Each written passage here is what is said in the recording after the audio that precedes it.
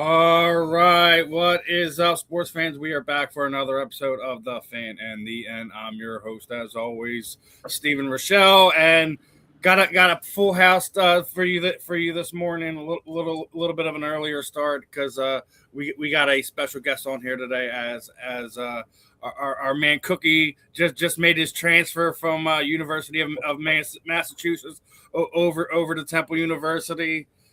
Appreciate you giving us the time here this morning, my friend. And we got a lot of stuff we want to talk about here on The Fan in the End today. Obviously, myself, Marvin, and Ben, we gonna have a good time this morning, brother. Oh yeah. So I guess we'll get right into this. I know Marv is itching, so I'm gonna let him go first. So Marv, kick this thing off, brother. Man, so Cookie, I was reading your bio and just going over all your accomplishments, and you have quite a few. You led the state of New Jersey in rushing. Is that correct? Yeah, back in my senior year during COVID in 2020, I led the state in rushing And I saw touchdowns as well. I saw you had 73 career touchdowns in high school, which is remarkable, especially for Jersey, which has great football. Yeah, Jersey has great football, and the whole Somerville football team. We worked hard to, go undefeated, and also the offensive line did their part so I could do my part and lead the state in touchdowns and rushing. That's amazing, man. That's an amazing accomplishment. Listen, you hear a lot about, high school football, and typically you hear about California and Texas and Florida, Georgia as well. But the reality is they play some good football out there in Jersey. And I saw that the USA Today had named you All-State as well. For me, looking at your bio, looking at your numbers, looking at your productivity, I feel like you were under-recruited. I feel like a lot of teams missed you, man, just didn't really see really all that you can do. Can you talk a little bit about your recruiting process and just, the schools you had wanted to go to versus where you ended up and what that whole process was like for you? Yeah, so definitely COVID kind of killed my recruiting a little bit in a way just because nobody really knew what was going on during the time. I mean, everyone was having like an extra year of eligibility, and there was no camps, so I couldn't go to any camps during COVID just because obviously you couldn't travel or do anything. So that really killed my recruitment because I was talking to a couple of coaches before COVID started, and once COVID started, it kind of just went dead silent because nobody knew what was going on. So then Rutgers, they offered me PWO, but I decided to do a prep year instead of IMG Academy. I saw that. In IMG, you guys ended up winning the Natty, didn't you? That wasn't my team. I was on the post-grad team. So They won the Natty during my senior year. And then I was on the prep team when I got the IMG. So, we're just playing, other prep schools. Now, for those who don't know, IMG is one of the best teams in the country. Obviously, they recruit and they have so many players that go to big schools and end up in the NFL. How was your IMG Academy experience? What was that like being with all those phenomenal players? It was amazing. I mean, every day you're practicing like it's a game because you're going against the 4-stars, the 5-star guys that are getting recruited by Penn State, Alabama, all those guys. So having to block some of those guys in practice when I was playing running back definitely made it a lot easier for me when it came to game time because those guys weren't as good during game times as it was in practice. So in high school, you were a running back, but moving forward, you're looking at playing fullback. Is that the case? Yes, and then now at Temple, I'm a linebacker. Now, is that a move that they made, or did you want to stay at fullback, play in the backfield, or they want you to play backer? They want me at backer. My coach, Coach Studs, he was at UMass with me, and then he brought me in as a linebacker. I love it, man. I love it. I think when you play running back, fullback, there's so much physicality that goes into that, and I'm sure you were able to take that mentality and switch over to backer. Because obviously, listen, fullbacks and linebackers go hand in hand. You know what I'm saying? It's one of those things where, we get in there, man, and it's physical. Do you prefer playing linebacker? Do you love it? Do you miss being in the backfield or what? I definitely miss being in the backfield a little bit, getting the ball. trying to get as much yards as possible, but I don't mind being on the other side of the ball, trying to stop the run and being as aggressive as I can. I love it, man. I love it. You know, one of the things that I love about the transfer portal is it allows guys like yourself who are straight ballers, but really may have been overlooked. And, you know, you have an opportunity to show yourself at what people consider to be a smaller school. But with the transfer portal, you know, you play well enough and you can move on to bigger opportunities. How did you view that, man? Were you happy about the transfer portal? Were you happy about those opportunities? Do you feel like the transfer portal really helped you out? Yeah, the transfer portal definitely helped me out a lot because I started off at Tulsa and it just wasn't a great fit. And I wasn't really able to visit there, so then gave me the opportunity to move closer to home when I went to UMass, and then obviously now in Temple, which is even closer to home, and gave me a fresh breath of air and a new opportunity to get on the field.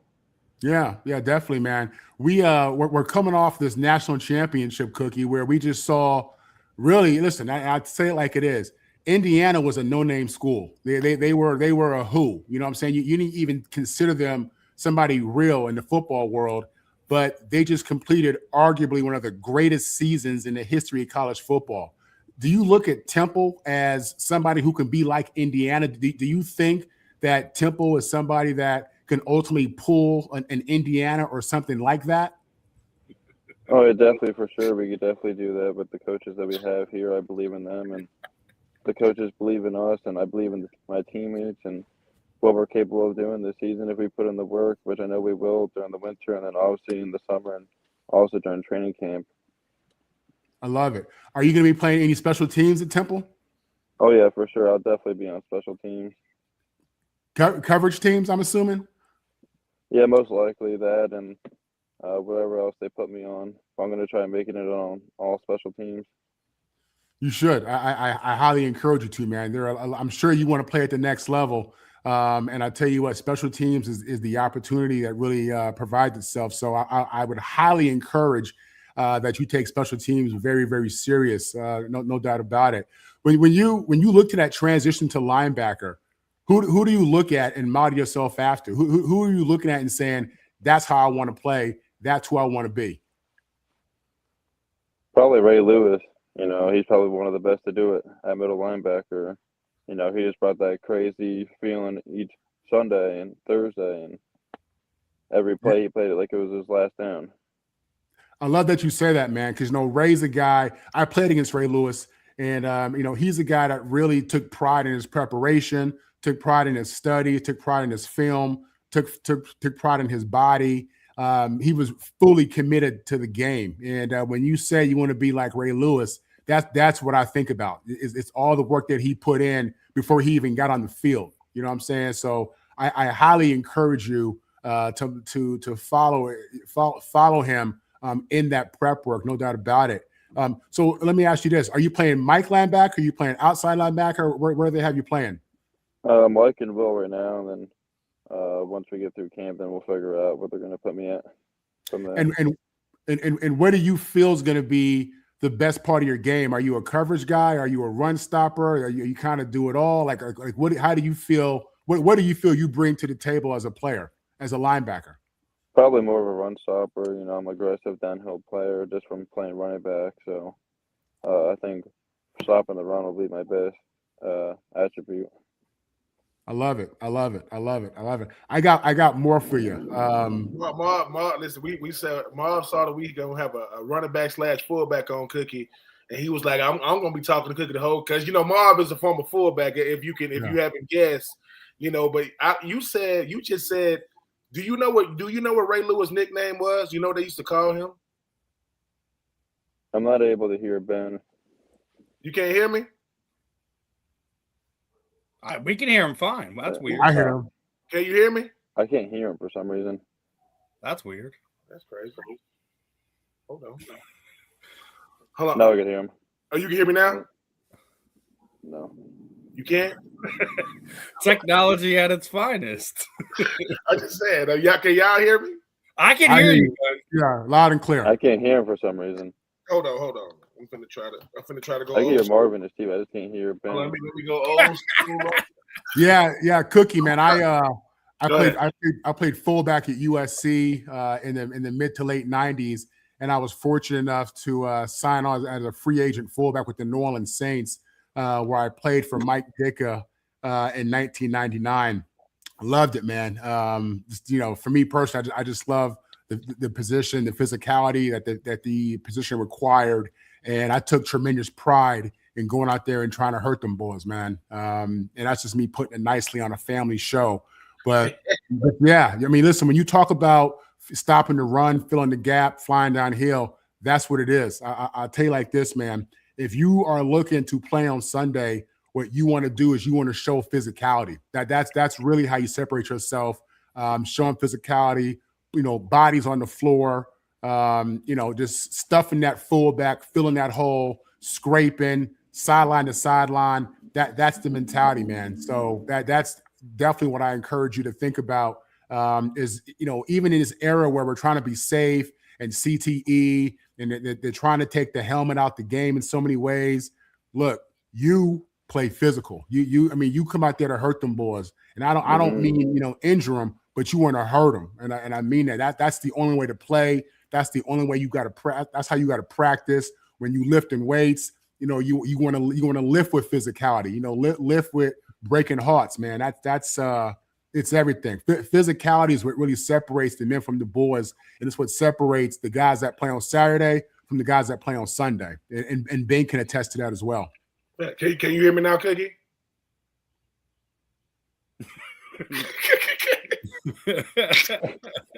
Cookie, like, I can't hear you. I can't. That is the craziest thing I've seen while doing this. Is all right, so one thing to not hear. Yeah. We all not hear, but when you can't not hear one person, is probably the weirdest thing I've ever seen. So Cookie can see my mouth moving, but you can't hear me. You can't hear him, can you, Cook? No, I can't. Oh my God. This is crazy. You gotta love technology. Man. I am the most anti-technology person on the planet, as you can see. Cookie, you still can't hear me. Nope. Nah. This is crazy. That's crazy. All right. Hold on.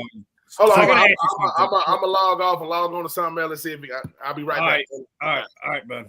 I want to hop in here, right? So obviously, I'm the Philly guy in the room, right? What outside of the location, your coach going there, what made you choose Temple out of all the places you wanted to transfer to? Because if you look this offseason, I think they've had a record number of guys transferred in. The Athletic basically had the incoming recruiting class as a number one in the Atlantic Conference. What was one of the reasons that enticed you to go to Temple? It was kind of just one of my only opportunities to keep playing football, so I just kind of took it. But the coaches, they had a great season for their first season. They definitely do better, but I'm excited to be a part of Temple and the facilities they have and the resources they have. What are you studying at Temple, Cookie? Communications. And with communications, what do you want to do with that? What's the bigger plan for that? Haven't really fully decided yet. I'm going to take a couple internships in the summer and then figure it out from there once I get an internship. Do you see yourself as somebody who could play linebacker and fullback in college if they asked you to? Is that something that you would even think about, or are you just really focused just on playing defense headed to the NFL? If they asked me to, then I would definitely play fullback and linebacker. I would love the challenge to play both sides of the ball in college. Yeah, man. Listen, I would recommend if you get that in your heart, man. The fullback is really a dying position, if we're being honest, and I hate that. And that started about 20 years ago.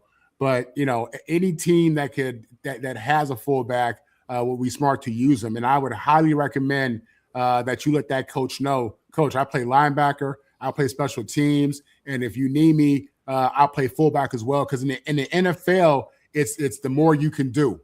You know what I'm saying? It's the more you can do. And you see, guys, everybody knows Travis Hunter, but you have guys in the NFL that play multiple positions in certain situations. So don't be afraid to put that in the coach's ear, man. Fullback and goal line situations, even taking reps just to be ready for that, man. So, it is what it is. And again, I'm a diehard fullback dude. And I saw your bio and I was just reading it over. and I saw all the success you had on offense. It makes sense they'd put you on defense as well. Again, just because of the physicality that you come to the game with. Are you looking ultimately? Well, this is your last year. You said this is your last year. You said you may get a second year as well. Yeah, I could possibly get a second year. Yeah, that's exactly what you want, man. I do. Let me ask you: Are you familiar with the Philly area? I know you said I know you're from Jersey. I know Jersey and Philly are really close. Have you spent a lot of time out in Philly in your life? Not really. I'm more of North Jersey, so this is my first time really spending my time in Philly. I've been driving around a little bit, kind of seeing the area. Now, are you an Eagles fan? Are you a Jets fan? Are you a Giants fan? Where's your heart at? I'm a Giants fan. Oh man, that's okay. Oh man, they're gonna love you there. Listen, man, I grew up, spent some time in New York. My dad played 9 years for the Jets, so for me, I'm a big time Jet guy. The Jets are horrible. I've seen the Giants go to 5 Super Bowls in my life, and the Jets haven't been to one. So you can see y'all laughing. Yeah. As a Giant fan, you've had it good in spite of how horrible they are now. The Giants have always been in my life the better organization, man. So trust me, you're probably rooting for the right team. No, it's true. I mean, I hate to say that, man, but I got to be objective. You know, have you guys started your workouts already? Are you guys in the gym doing teamwork? We've had optional workouts for the past 2 weeks, and then starting Monday, it'll be mandatory workouts where we're gonna get fully into winter workouts. Now, have you been doing your own workouts in the meantime, or have you been going to the optional workouts? What are you doing training-wise? Yeah, I've gone to the optional workouts once I got cleared to work out, and then I've been doing some extra stuff on my own too. What are you weighing right now? 225. That's a nice size. What do you want to be at? Around 225, 230. Okay. Going into what may be your final season, what are your goals? Like what are you really looking to accomplish? What have you written down as the things you want to target and the goals you want to hit in these next 12 months? The main thing is just to be healthy, and then each day just to grow consistently, be on the field as much as I can, whether it's special teams, defense, maybe get some fullback, and then just grow obviously with the team too. Try to be a team guy all around. Mm-hmm. Absolutely, man. Absolutely. If you look at and I reference Indiana, one of the things that I think they really mastered was the team concept. This is a program that had, that just won a national championship with 2 stars, 3 stars for the most part. But these are guys who really bought into team, and that matters. So when I hear you say that, it tells me that you're on the right path. In whatever Temple's talking about, it has to be team, and that's the right mentality. Let's see if we can hear Ben now. Okay, can you hear me now, Vicky? I can hear him. Oh, there we go. we have success now. Now I wanted to ask you this. I mean, I was asking you earlier. Do you know what Ray Lewis' nickname was when he played? No. His nickname was Sugar. They literally, I mean, Shannon Sharp that played with him, when they won their Super Bowl in 2000, called him Sugar. I only say that because I guarantee you are the only cookie that play football, and ain't nobody gonna say nothing to you. Ain't like somebody, hey, what Cookie at? And you walk around the corner like, oh, that's Cookie? Yeah. Oh, okay. I don't have problems. His pictures from UMass are great. Like, yo, who decided to put this on you? Was this your idea? Myself. Yeah. That's dope. The Cookie Monster. I've had the Cookie Monster costume forever, so I was like, can I wear this? They're like, yeah, that'd be great. How having a name like Cookie, right? And playing football, most of the time you got to be nice. Like you can't be okay. And obviously, Marv already went over your high school stats. You went from Jersey to Tulsa to UMass. Now you in Temple, you went to Bradenton. Has traveling throughout your college career helped you adjust to all this moving around? I know you back closer to home now, but did moving around help you? Because we hear about the transfer portal, NIL. Is it as crazy as people say it is, or do you just have to learn how to navigate it? You pretty much just got to learn how to navigate it. I mean, at first, getting into college was a little hard because that's when NIL started happening, but then each year obviously gets crazier and crazier with all these contracts and NIL stuff, and who's getting paid more than the other person. But at the end of the day, I mean, we're all still a team, and it doesn't matter who's getting paid because we all got to still play on Saturdays. Yeah. And whoever's going to play the best is going to play. Yeah, but even with NIL, do they sit you guys down and tell you guys like the pitfalls of like, look, we want you guys to get your money, we want you guys to get as much as you can for as long as you can, but do they tell you guys about financial literacy and really reading over these contracts? Because I've read some of these contracts and I didn't know that. Hopefully this didn't happen to you, Cookie, but they got certain contracts where they'll put future earnings in your contract saying, yeah, we giving you this now, but as your career grows, even into the NFL, we want to get some of that. Have you seen contracts like that? Not yet. I haven't. Well, stay away from those. When you see future earnings, take a big X and go like this. No. When you see it, they go, this says future earnings. Yeah, well, no, not doing. That means, wait a minute, you're supposed to, and and I'm not getting into your, business or anything prior to anything, but make sure y'all vetting these agents. Because some of these dudes, and I'm calling some of them out, they getting percentages like a freaking lawyer you see on a billboard. You know how you get in a wreck and the guy say, hey man, call 1-800. These percentages be way too high, but you guys so young, I'm just making sure you guys are protected. Of us sometimes. Yeah. But at the same time, make sure that you save as much as you can. Because listen, man, if I make $100K and I spend $100K, I ain't got no money. You got nothing. Just make sure you. Plus, you a Jersey kid, y'all. I lived in Jersey for about 4 or 5 years. Y'all love y'all football up there. Y'all don't mind the snow. Y'all grimy type football players. I mean, y'all play basketball teams. Yeah, man. But Tulsa, UMass, Temple. What's the difference in the three? Tulsa was definitely far out there. I didn't like being far from home, especially like at least out in California or in Oklahoma. Oklahoma was just a weird area. I mean, the school didn't really have a lot of resources at the time. I mean, I see they're starting to put a lot more money in the program now as they did when I was there. And then UMass, I mean, they had some of the resources, but some of the higher ups didn't put football as far up there as they should, because obviously you see what the record was this year. They didn't really do as good because the support just isn't there with football at UMass. But then Temple, you come to Temple, just from day one you could see all the resources and people that want to be there and help Temple football and want to see them win the American Conference. I mean, I gotta ask you, like, one of the things about Temple is that they play in Lincoln Financial Field. How fun is it going to be able to play in a stadium like that? That's going to be insane, playing at an NFL stadium.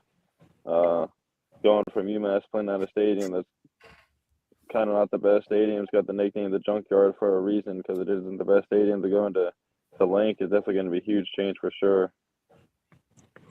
Are you going to try to bring in the fan for some of the home games? Try to get that experience with your family on that level. Oh yeah, my whole family comes to the games. Even my dad, he would even travel to all the games for the away games when it was at UMass, and then also when I was in Bradenton and Tulsa. Now, are you Temple being close to home? Are there guys in the team that played with you in high school? Are there guys in the team that you knew from your time in high school? Are you familiar with some of the players when you were going into Temple? Surprisingly, no. Not a lot of guys really. I feel like from North Jersey, like the guys that we played. Okay, so what that tells me is Temple is doing a great job of recruiting nationally and just trying to pull guys not just from the region, but get the best talent they can, whether they're in Hawaii, New York, whatever it may be. Are you seeing that talent out there? I mean, I know you guys are just getting started. You haven't been on the field yet, but as you look at your teammates and look at their bios and talk to these guys, are you seeing that they've put together a pretty good group of athletes? Yeah, Temple definitely did a good job recruiting, especially in the portal. I mean, guys are from all over the place, so when you talk to them, you kind of get to see like their perspective on life and where they've came from and where they're from and all that, and especially like their college life of what they've been through. The good thing about it is this, man. It doesn't matter, who was a 2-star, who was a 3-star, who was a prep All-American. If they came from the Pac-12 or the Big Ten, they're at Temple.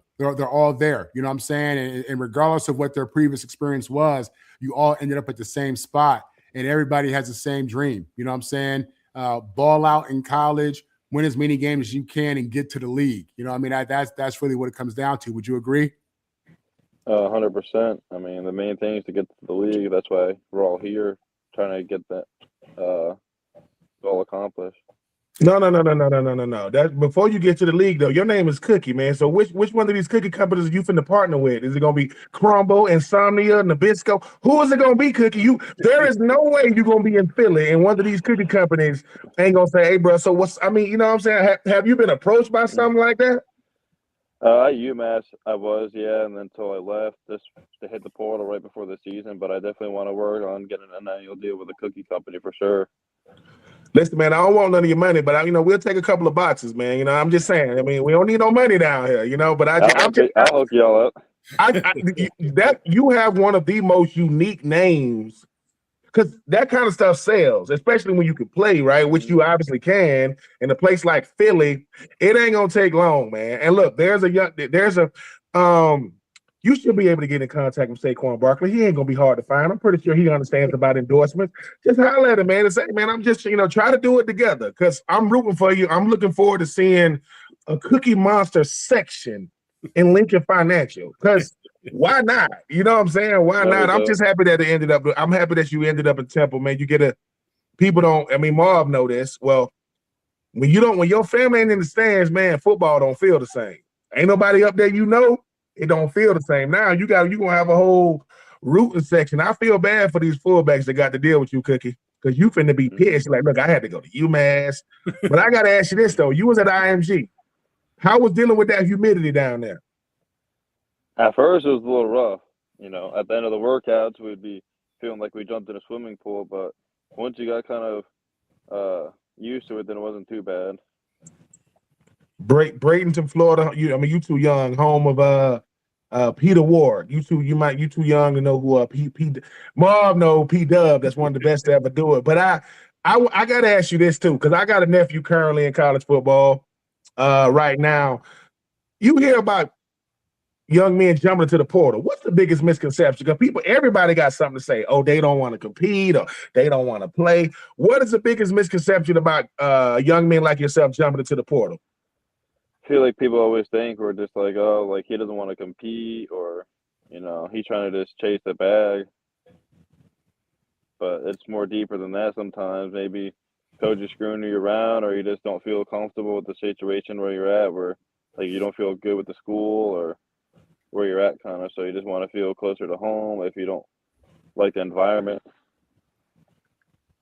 So when the Temple coaches reached out to you in the portal, was it like a dream come true? Like, dude, is this real? Like, hey man, don't play with me. I done been through a lot. I mean, like you said, you coming to college around COVID, which was a crazy, crazy time, because I think they gave you guys the COVID year, they gave you another year of eligibility if you came into college around that time. But to end up with everything you've been through, North Jersey, you talk about Bradenton, you talk about UMass, you talk about Tulsa, end up at, is it all, depending on how, your senior season is still coming up, but was it all worth it if you're going to end up at Temple? Definitely was. From day one here at Temple, I felt like this was the right place to be at. From the coaches, bringing me in, the strength staff, and just the resources, the training room, the teammates, everyone around.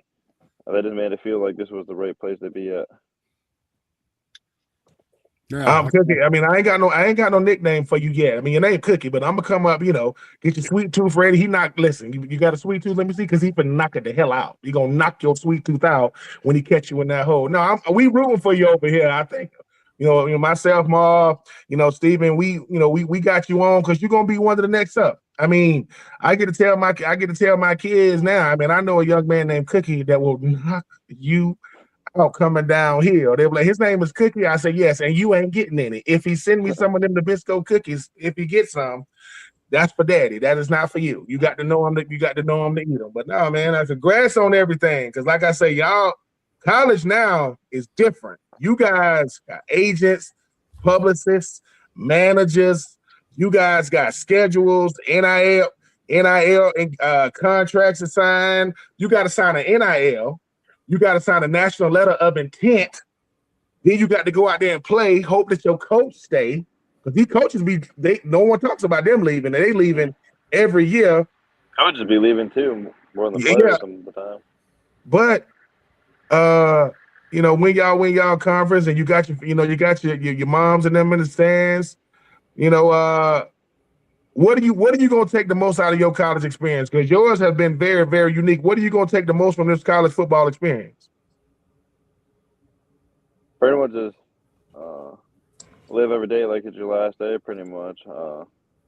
Waking up and going to those 5 a.m., 6 a.m. workouts. Yeah, it seems tough. Like, when you're waking up, you don't want to get out of bed. But once you get the workout done, then you'll be like, man, like, that workout was nothing. Like, we got that over with. Now let's move on with the rest of the day. Kind of just pretty much don't look at the objective just like it's going to be hard. Like, you just got to get through it.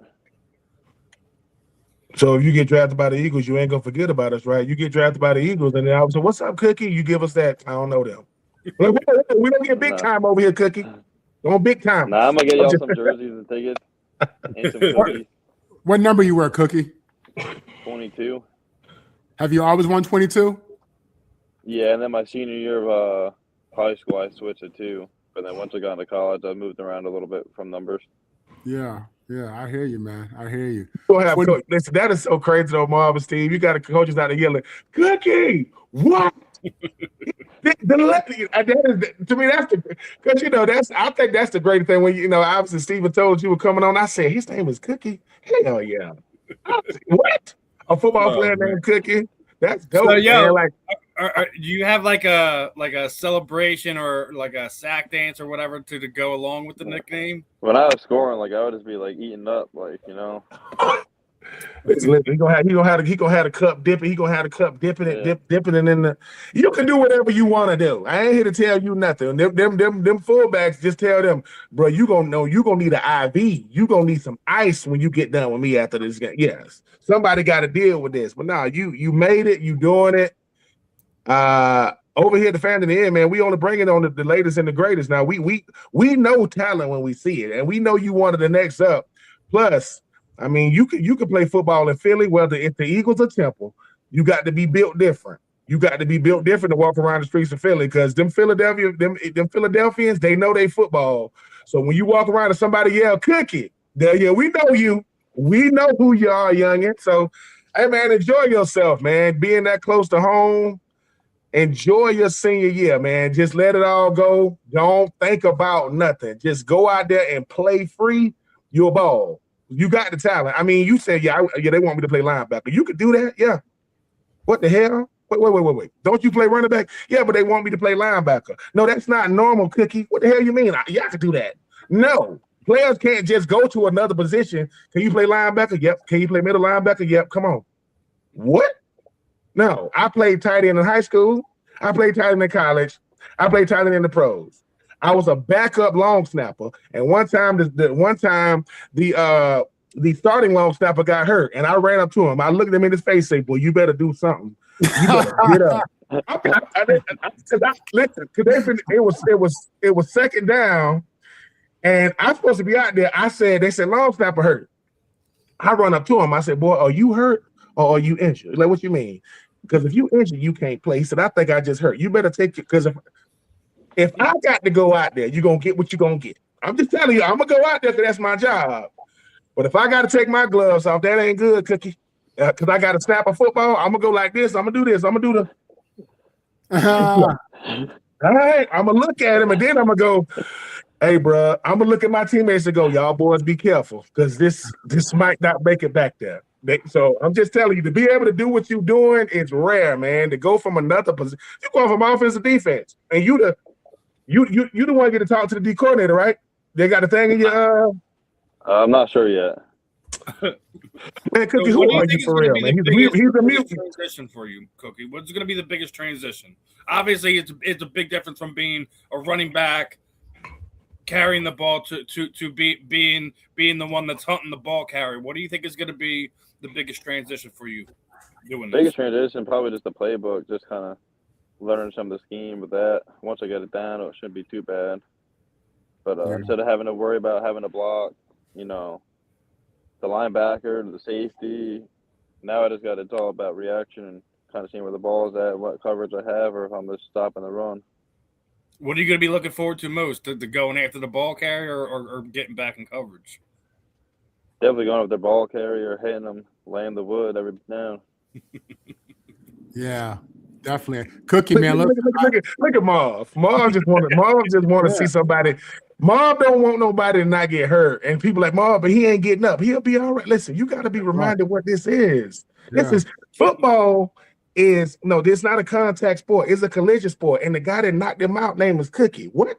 The guy that just knocked him out, his name is Cookie. Really? Yeah. And he ain't soft either. He ain't being dipped in no milk. He just dipped him in some milk. Got him soggy as hell out there. They got to put. Hey man, I'm looking forward to watching Temple now. You know, I have to have a reason to watch these teams. Now I have a reason. Now I get to sit there with my families and see that youngin right there. Yeah, his name is Cookie. Yeah, and he don't F around. I'm just telling you. If somebody that F'd around and found out, they're gonna do that. But that's about it. But no, man, stay healthy. Man, stay young as long as you can, and don't let the politics of college football and college athletics get to you. You made it. You here. I'm just looking forward to seeing the Cookie Monster section. It's going and Philly, you know what's coming, right? You know Philly fan. Them Philadelphians. I'm just saying. I mean, so when you walking in the stadium, I don't know if y'all do the walk. You know, they do the walk now. Y'all get the walking. You go like this. Is that you might get? Have you met the real Cookie Monster yet? No. Sesame Place ain't that far away. Yeah. I'm just saying, Cookie Monster, stop playing. NIL with Sesame Street. There you go. Hey, we breaking deals on the fan and end. We talk about the Cookie deal, talk about Cookie Monster, Saquon Barkley. You know, don't let AJ Brown. Don't call AJ Brown. He might not pick up. He might not. No. Now you said you're a Giants fan. Are you excited for the Jim Harbaugh being their coach now? John. I'm excited. We finally got a real coach in there that can hopefully get us to the Super Bowl. Y'all got a good Super Bowl. offense. Wait. Super Bowl. He's a Giants fan playing in Lincoln Financial every home game. Who's probably definitely gonna get drafted by the Eagles now? What is that gonna be like? Cookie, you get drafted by the Eagles, but the Giants, that's your team. Man, I'm gonna have to be an Eagles fan then. Hey, That'll have to be my team. When you get to the league, my team. Hey, bro, when you get to the league, you gonna put all that fandom to the side, bro. Trust me, there ain't gonna be no fandom in you. So. Man, look! I was with the Packers in 2000, and we played the Jets in a preseason game. You think I had any love for them Jets? Boy, I was trying to take them linebackers' heads off. Then it tell you ain't no fan when you in the league. Oh no, yeah. I mean, none. I'm a Falcons fan through and through. And when I get drafted to the Titans, and we do a inter squad scrimmage with the Falcons, that's when they had Michael Vick. And they run out there, and I'm standing at Michael Vick. I'm like, hey, that's Michael Vick, right? My coach like, boy, you better snap out of it. No, that's not Michael Vick. That's the problem. He's the enemy. You know what I'm saying? I think it's gonna be the greatest thing ever. Cookie gets drafted by the Eagles, and he got to knock Jackson Dart out. Jackson Dart is out for the season because Cookie knocked him out. He's gonna look over at Harbaugh and say, you made the wrong draft pick. You made the wrong choice. That's like Abdul Carter. He was an Eagles fan. He got drafted early in the first round by the Giants. So I mean, Cam Newton, the Falcons fan, he got drafted by the Panthers. Had to play him twice a year. You know that's what happens, right? You get drafted by your rival. You don't get drafted by the team you grew up loving. You're gonna so Cookie. Only Jeremiah Trotter Jr. is the only one that got away with that. Cookie gonna be a Eagle or a Cowboy. I pray to God he's an Eagle. Man, don't wish that upon him. Why would you wish that upon him? No, I'm sorry. We can all come together and say we don't want him to be a Cowboy because I want to like Cookie. And then I got to see Cookie with the Starters helmet and go, yeah, hey, what's up, Cookie? Yeah, all right. Mm-hmm. I wouldn't do that. Let's be real. When it comes to NFL teams at this point in time, the Dallas Cowboys have to be the most disliked organization as a whole throughout the United States. It's the fans. It ain't necessarily the team because the team don't do nothing, right? It's It's Jerry Jones has affected every last one of them fans, man. Because Jerry Jones gonna live to be 160. He's never gonna die. He's gonna be 160, and he gonna and he but and no. He's gonna pass away at 160, and the next year they're gonna win it. They'll win it when he's no longer the owner. I don't know. It's the Cowboys though. I mean, hey man. I mean, I know he already asked you about Indiana. I mean, I'm just saying, do you think that college football is shifting with NIL? Like if teams can spend that money, you think teams like Indiana, like a Temple, those type of teams have opportunities to say, hey man, 100%. if we ain't that good, don't let us in. And if we ain't that good, don't let us in. Yeah, I mean, the money is a big factor in college football now, so everyone's buying the rosters. And you know something? In Indiana basically proved that don't even matter. They proved that don't even matter because they ain't got the highest payroll, not even close. I know Mark Cuban and them boys put money into it now, but that roster they had last year when they made that run and went to the playoffs, and the roster they put together this year to create one of the greatest teams in the history of college football, that wasn't the highest paid roster at all. You know what I mean? That was literally a team. That's an old school approach to it. And that's why I say, man, for Temple, man, if y'all boys can commit to this thing and really put team first and really just go out there and get better, man, the game is played on the field, not on paper. You know what I'm saying? Not on paper, not in the preseason polls. That means nothing. That means nothing at all. When you out there, man, it's a man on man. You know what I mean? That's it. So, man, look, you going into what could be your last year, Cookie. Man, I can't stress to you enough the fact that you will be constantly evaluated. Them coaches is evaluating you in the meetings. They're evaluating you as you deal with adversity. They're evaluating you in the weight room. Man, you stay focused, man. It's going to be a long season. It's a long off season, regardless of how the season starts for you. It doesn't end that way. You know what I mean? So you stay focused. You know what I mean? But if you're in the rotation, if you're the starter, wherever it may be, man, you stay focused. And above all, you be violent. And I mean that. That's what they want to see. You got to be violent, and not just on game day. Like I said, man, you be violent in that weight room with them lifts. You be violent in run drill. Man, you playing sideline to sideline, and you practice like that. You got to practice the way that you want to play. That's a very real thing, man. But I can't stress it enough, Cookie. You be violent out there, brother, because you being violent is everything. And you become the best friend of that special teams coach. You let him know I'm trying to be on everything. And you say it and mean it. Mean it, brother. Mean it, because you could make it in the NFL just on special teams. Every team has a couple of them dudes. You know what I'm saying? So, man, you take that very serious, man. Them coverage teams, punt team, field goal, you be one of them wings. Man, learn them skills, man, because special teams can get you paid, man. Ben to tell you that's a very real thing. I mean, listen, I'm not even gonna lie. I'm over here looking at a good nickname for you, Cookie, and I think I got it. Your nickname is Cookie Dough, because you want that bread, right? No. The nickname is Cookie Dough. I'm gonna read what it says. You tell me if you like it. It says Cookie Dough, right? It says implies they are tough, unbaked yet, but ready to become a finished product. That's Cookie Dough.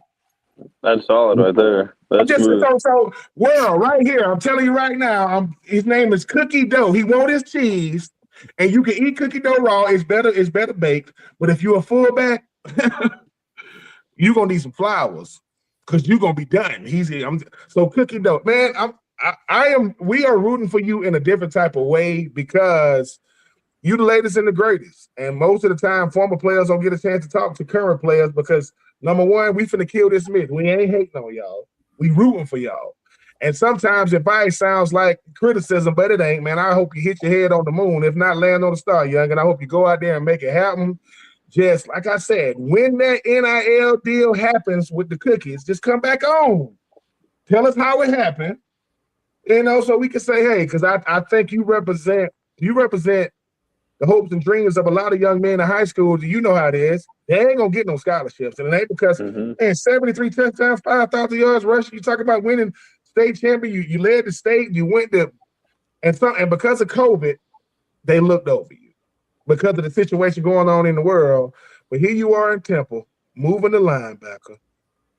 Just because they said, did they ask you, can you play linebacker? Yeah. Well, come on. Like what? Like, how does that? Ben, can you play fullback? No. Ben, can you play linebacker? No. Ben, can you play defensive end? No. What does my bio say? Tight end. That's what I play. So you telling me you ain't playing linebacker? I could come play linebacker, but we gonna lose. We ain't gonna look good. Not if I know my strengths. Cookie, can you play linebacker? Yep. Now you there. Yeah. You're a mutant. Who are you really, Cookie? Who are you really? Like, who are you? You can be honest with us, man. Shit, the Cookie Monster.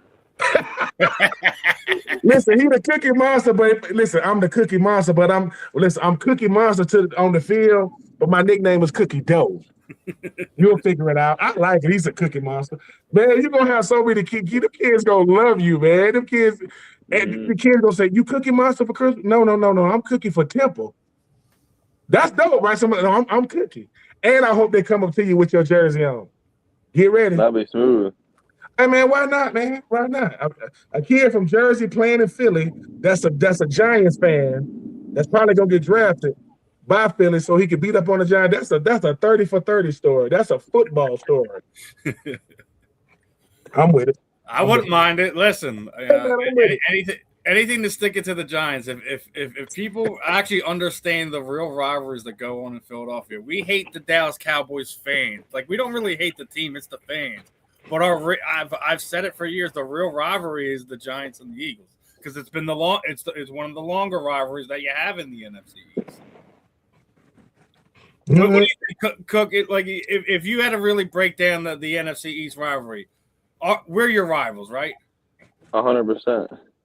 Giants and the Eagles each year. I mean, the Giants haven't been doing too good, but at least we beat the Eagles once this year. Oh, whoa! It's a family show. Hey, listen, I could take the heat. I got nothing against it. They laid the wood on us that game. That's why I sat there and said when we were talking about Harbaugh, they got a young nucleus. You know, they got Dart, they got Scatterboo, they got Malik Neighbors. Now they got a coach that you know at least has his head halfway on straight, not fighting with members of his staff. So I'm not. Listen. It's definitely going to be a tighter division when we look at everything that next year. You guys got a top 5, top 10 pick there. I think they're in a good position. We'll see what happens. Hopefully they're not as good as I think they're going to be, just because I'm an Eagles fan. But I mean, other than that, like, it should be a interesting year. I think the Giants are on a better track than you look at if you're looking at the Cowboys or the Commanders, who are getting older by the minute. Yeah, I mean, hopefully the Giants can do good this year, and hopefully Scatterboo can come back healthy. You like Scatterboo? You like the way he play football? Yeah, he plays physical. He likes to run people over. He ran Zach Bond over. Let's remember that. He ran Zach Bond over. He's Napoleon. He has Napoleon complex. He can't stand nobody. He said, I don't like really nobody taller than me. Well, that's everybody. Well, yeah. Okay, cool.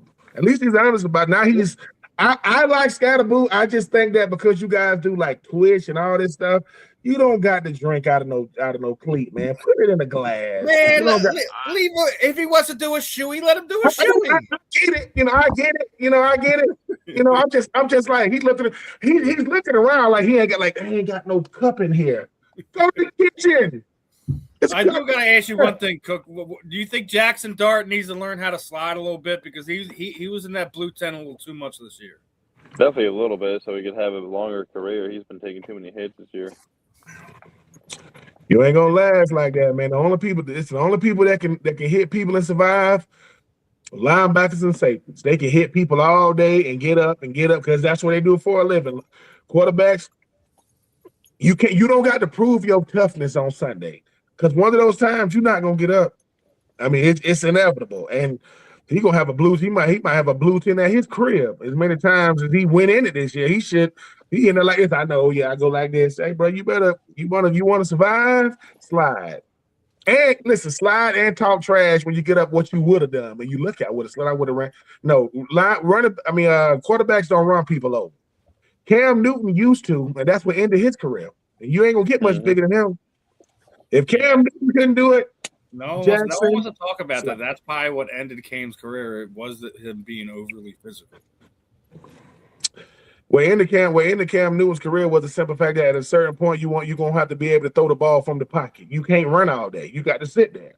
Yeah. You got to sit there and throw the ball from the pocket, and you can't throw off your back foot. You got to be able to come up with. Don't get me, man. I love Cam. Don't get me started about Cam. I'm just saying, love Cam.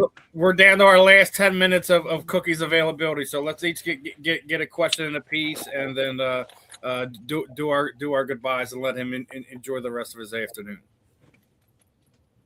So I'll go ahead and get mine. I'll go ahead and get mine off. What is a successful senior year for you, Cookie? Like, how do you want this year to look for you individually? Shit, just to enjoy it, kind of just live every day, kind of just go through, grow, try to get on the field as much as I possibly can with special teams, and definitely on the field as linebacker too, and then just trying to make a name for myself more than it is now. Respect. Yeah. Cookie, you've had quite a bit of a football journey. Obviously, you were a high school star. You moved on to a couple of schools here. Who do you think are some of your greatest influences? Who has impacted you, whether it's coaches, family, parents, brothers? I mean, who's really helped motivate you, keep you motivated through this journey? I would say definitely my dad, and then also my trainer, Will Beckford, and my other trainer, Joe Porter. They both played at Rutgers back in the day, early 2000s. Those two guys, they motivated me a lot and kept me focused through all of this and kept me up to the best shape as I could be in. That's awesome, man. Listen, lean on those guys. Lean on the people, Cookie, who are helping you be the best you can be, because in this process, you're successful. You're a successful college athlete. You were very successful in high school, obviously, and you have big dreams. But part of this success journey is you're going to meet adversity. And I'm sure you've already met adversity. You know what I'm saying? And that's when you got to be at your best. That's when you got to be at your best. So continue to lean on the people who've pushed you, motivated you, man. And, and through it all, internally, man, just keep that fire, keep that drive, brother. I really, really recommend that. All right, so my last one. What are your hopes for this season for Temple football? Do you guys think that you guys can win your conference, get a potential playoff berth? What do you like for? I kind of lost you guys for a second. Okay. What is your prediction for Temple football this year? Obviously, it's your first year with the program, second year with this head coach. You guys got a lot of transfers. You guys got one of the better recruiting classes. Do you guys think you can win the conference, get a bowl bid, a potential playoff berth? What is your hopes for this season for the team? Definitely make it to the conference championship and win the championship. That's everyone's goal is, win as many games as you possibly can and make it to the championship and win the championship if you make it there. And then also like a bowl game as well would be great. You guys think you can make a run and get a playoff berth or what? What are you hoping? Sure, definitely we can. I mean, if JMU and Tulane could do it, why can't Temple? That's the attitude, man. That's the attitude. That's the attitude. Oh, wait a minute. So the world is ready. So the world get to see Cookie on display. The whole world get to watch it. Mm-hmm. At least the Cookie. If we see you on when we see you on national TV, you get a sack. Don't get out there like Larry Fitzgerald and Barry Sanders. We want to see it. They let y'all celebrate there. We want to see it. Dip it or eat it or do both. You know what I'm saying? And when they interviewing after the game, they be like, Cookie, what you want to say? I want to say shout out to my family, man. I want to give all honor to God. But my name is Cookie Monster. But the ladies call me Cookie Dough. Just playing. That's great. Oh man! So how we typically wind up closing out these interviews, my friend, is we kind of throw the proverbial microphone over to you. Anyone you would like to thank? Anyone you would like to give any shout outs to? Shoot out your social media sites. Any parting words for our listeners this afternoon? The time is yours, my friend. Well, I want to start off thanking you guys for having me on. I want to thank my parents. They got me to this point. My trainers, Will Beckford, Joe Porter, all my teammates. coaches for bringing me in here to this amazing university. And my Instagram is Cookie Desiderio, and then my Twitter is CDesiderio22. If you guys want to look me up, follow me. And that's all I got. That's all right, brother. As long as you let the people know where we can find you moving forward. Definitely was a pleasure having you on. Definitely got to do it again sometime here in the near future as we get closer to the season, things of that nature. So enjoy your afternoon, my friend. Keep putting that work in, keep grinding, keep doing your thing, and we're definitely going to be rooting for you, not just on the Fan in the End, but all the members of the South Florida Tribune here. So, of course, appreciate you guys for having me on. It was great meeting you all. Likewise, you have a good one, brother. Yes, sir. You too. Be violent, Cookie. Have a good one. No mercy. Always. No mercy out there. It's a no mercy game, Cookie. It's a no Always. mercy. You understand that? Okay. Mm-hmm. Yes, sir. Marvin gonna be your new linebackers coach. He gonna say the same thing. Hey, listen, coach, what's the game plan? Who cares? Be violent, knock the hell out of him. That's it. I don't want to talk. Just knock him out. Be violent. That's Cookie, it. Get low That's and all go. we need. Get low and go. You know what I'm saying? Get low and go, Cookie. That's it, dog. That's it. Dead Mm-hmm. serious. Yes, All sir. right, That's man. all we gotta do. Yes, sir. Be good, man. Be good out there. Have a good one. All right. Later. All right, everyone. That was the one, the only Temple linebacker, Cookie Desiderio. I mean, one of many interviews that we have lined up here over the next few weeks. If anyone's been paying attention, Cookie was the first of hopefully many more Temple students we have on here. Hopefully we can get outside of that and get some kids in here from some of these other programs to kind of mix things up, see what's on some of these kids' minds, see where they come from, what backgrounds that they've been to. But I guess we'll make the official announcement today, and this will be the first live read for it.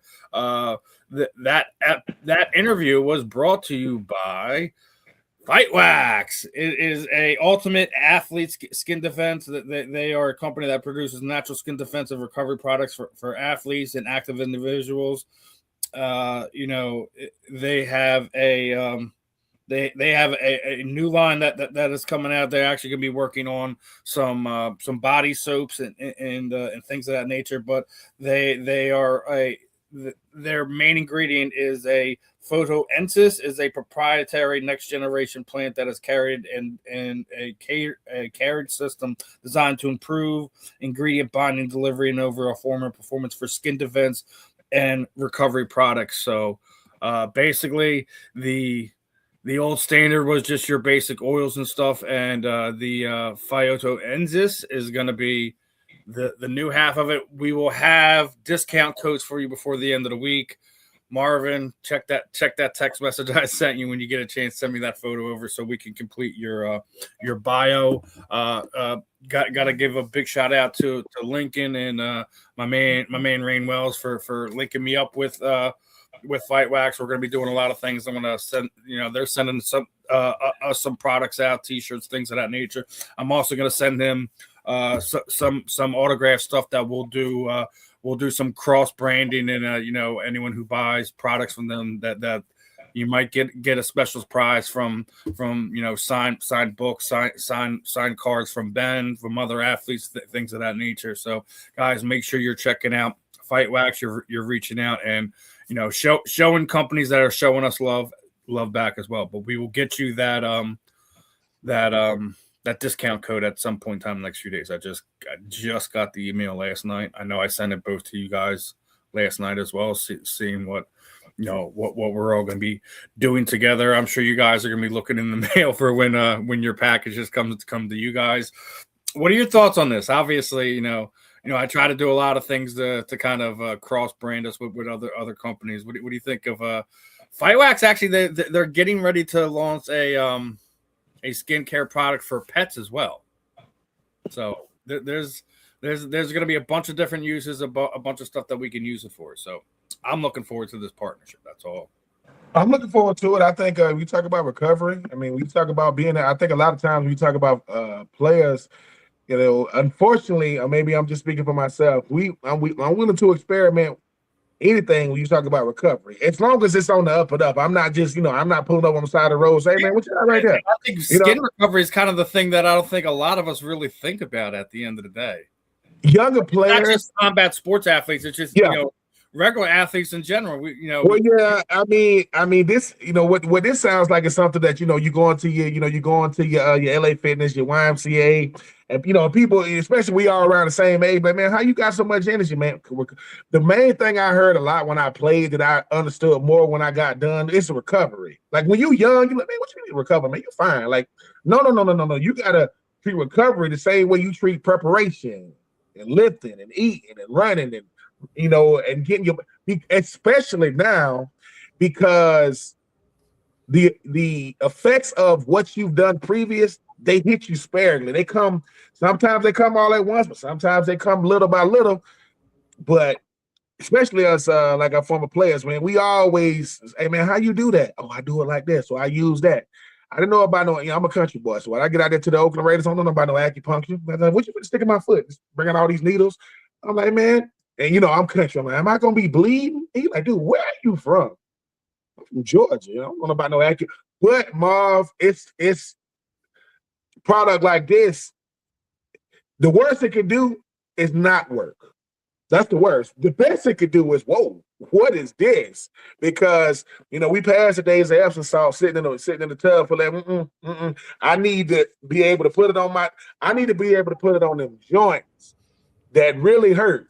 Them ones that, our wives know, like, what you limping for? I'm limping? Yeah.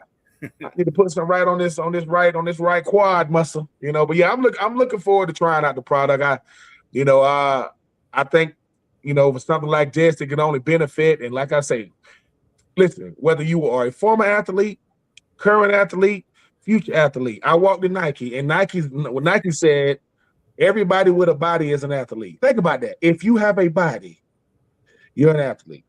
So, that's good marketing, by the way. Great way to buy them shoes. But I'm looking forward to trying it out.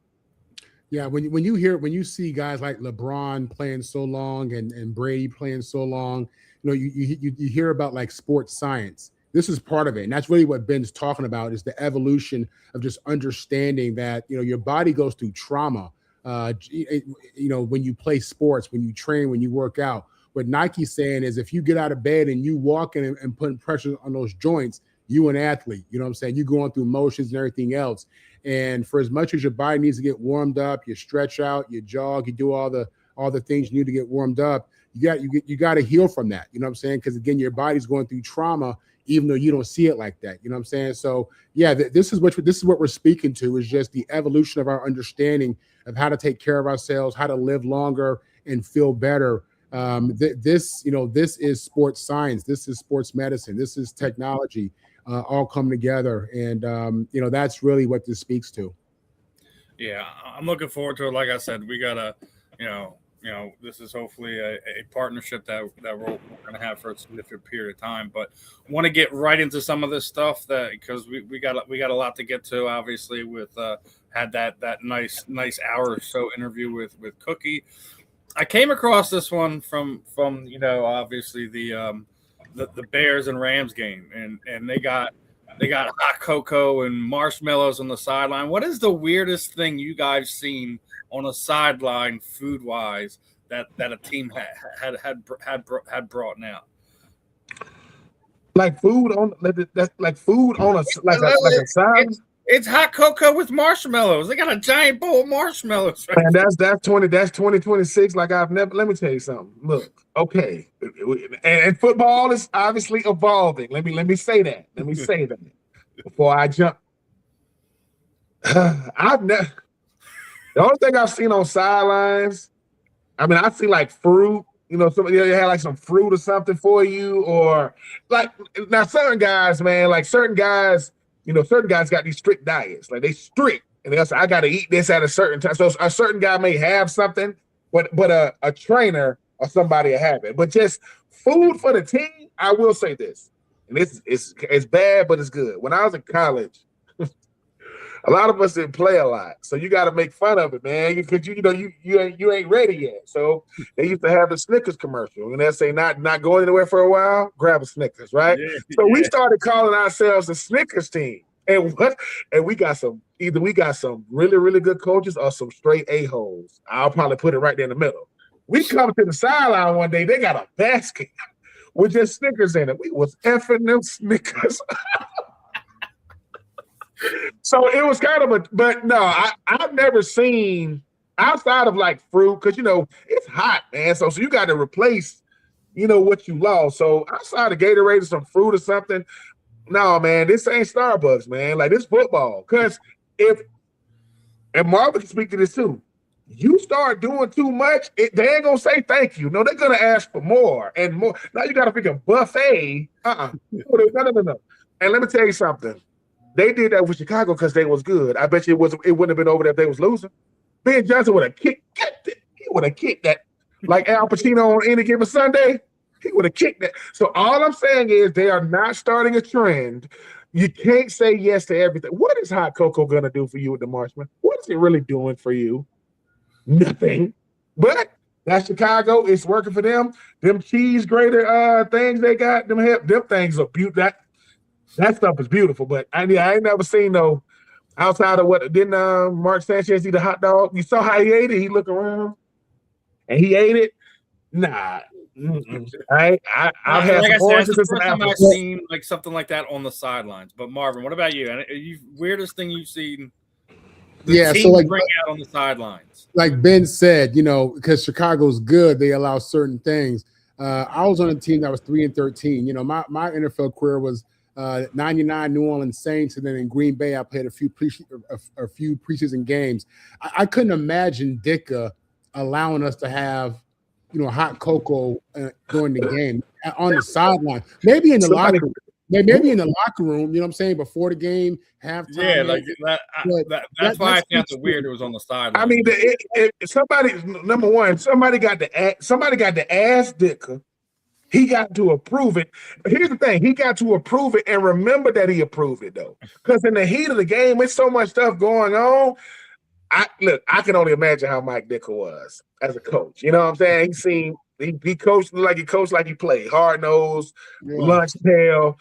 Mike Ditka walking down the sideline, and here's the thing. It's not so much that it's on the sideline.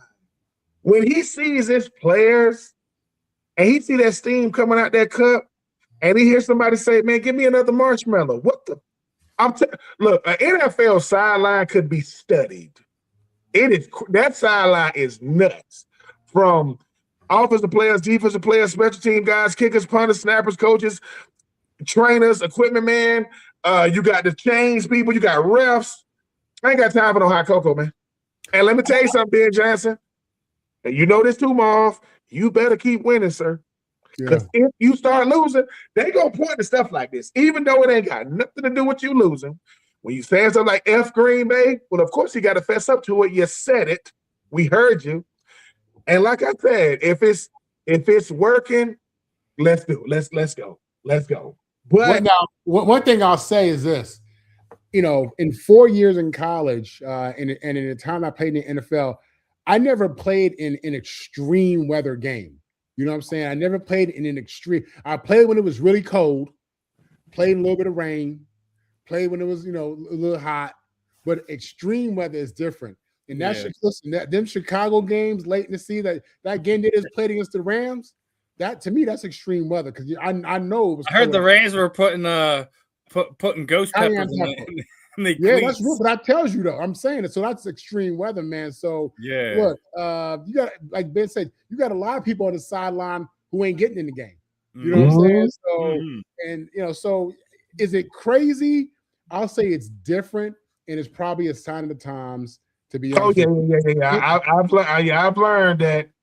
I remember when the only noise you ever heard on a practice field was if you got to go to a stadium that's pumping in crowd noise. Now the music that's playing out there, it's just normal. Now, do these coaches know who it is? If they're young enough, they do. But it is a sign of the times. I understand that football has to evolve, but there are football evolving and you doing stuff that's just going against the NFL fabric. Like, wait a minute, man. Now let's not, because these owners are still the owners now. They still want certain stuff. And like I said, when you're winning, it's cool. But when you losing and you hear Lamar Jackson saying, I'm the one to say, take the pool tables out of here, take all the entertainment out of here, because we ain't winning, which I don't, can't even have no fun. No, we ain't having fun on Sunday. We ain't having fun Monday through Saturday. Nope, we're going to go back to business. But, hey, man, it's cold. It's extremely cold in Chicago. I'm not saying they wrong for it. People up in the stands drinking chicken noodle soup and tomato soup. I ain't tripping on it. But you better win. That's it. Look, you can do anything in football when you win. You notice that? When you win it, oh, man. But I'm going to say what Shannon Sharp said, and I believe it. Don't accept nothing in a win that you wouldn't accept in a loss. Don't start accepting stuff with winning that you wouldn't do in a loss, because that's what a lot of these coaches be doing. Yep. And then when they lose, but hey, man, Ben Johnson had a hell of a first year. You came up short, no one cares what color Caleb Williams' fingernails is, whatever, I'm just saying, you painted nails, do what you do, young man. So, we'll I'm going to go with this next, right, is this weekend's games, right? We had our predictions, we had our way that we thought things go, but what I didn't expect is kind of a couple of the calls that went, right? So we all seen, but by now the interception, Cooks is what looked to be, bang bang down by contact, but was ripped out by the cornerback, ruled an interception on the field. But then, the next game we see the Rams and the Bears, and it's almost a similar play, but it was significantly different. But where you could clearly see knee down, kind of a similar bang bang play, and Devontae Adams gets the ball ripped out, but they say down by contact. How are these plays so significantly different, called so different? Like how do you get that?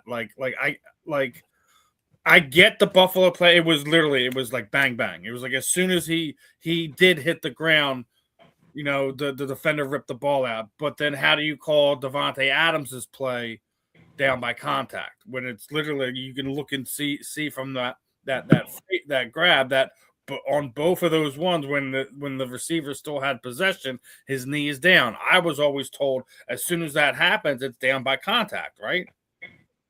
So I mean, I don't like when referees kind of get involved in this and they change the way that the games are being played, especially in the playoffs.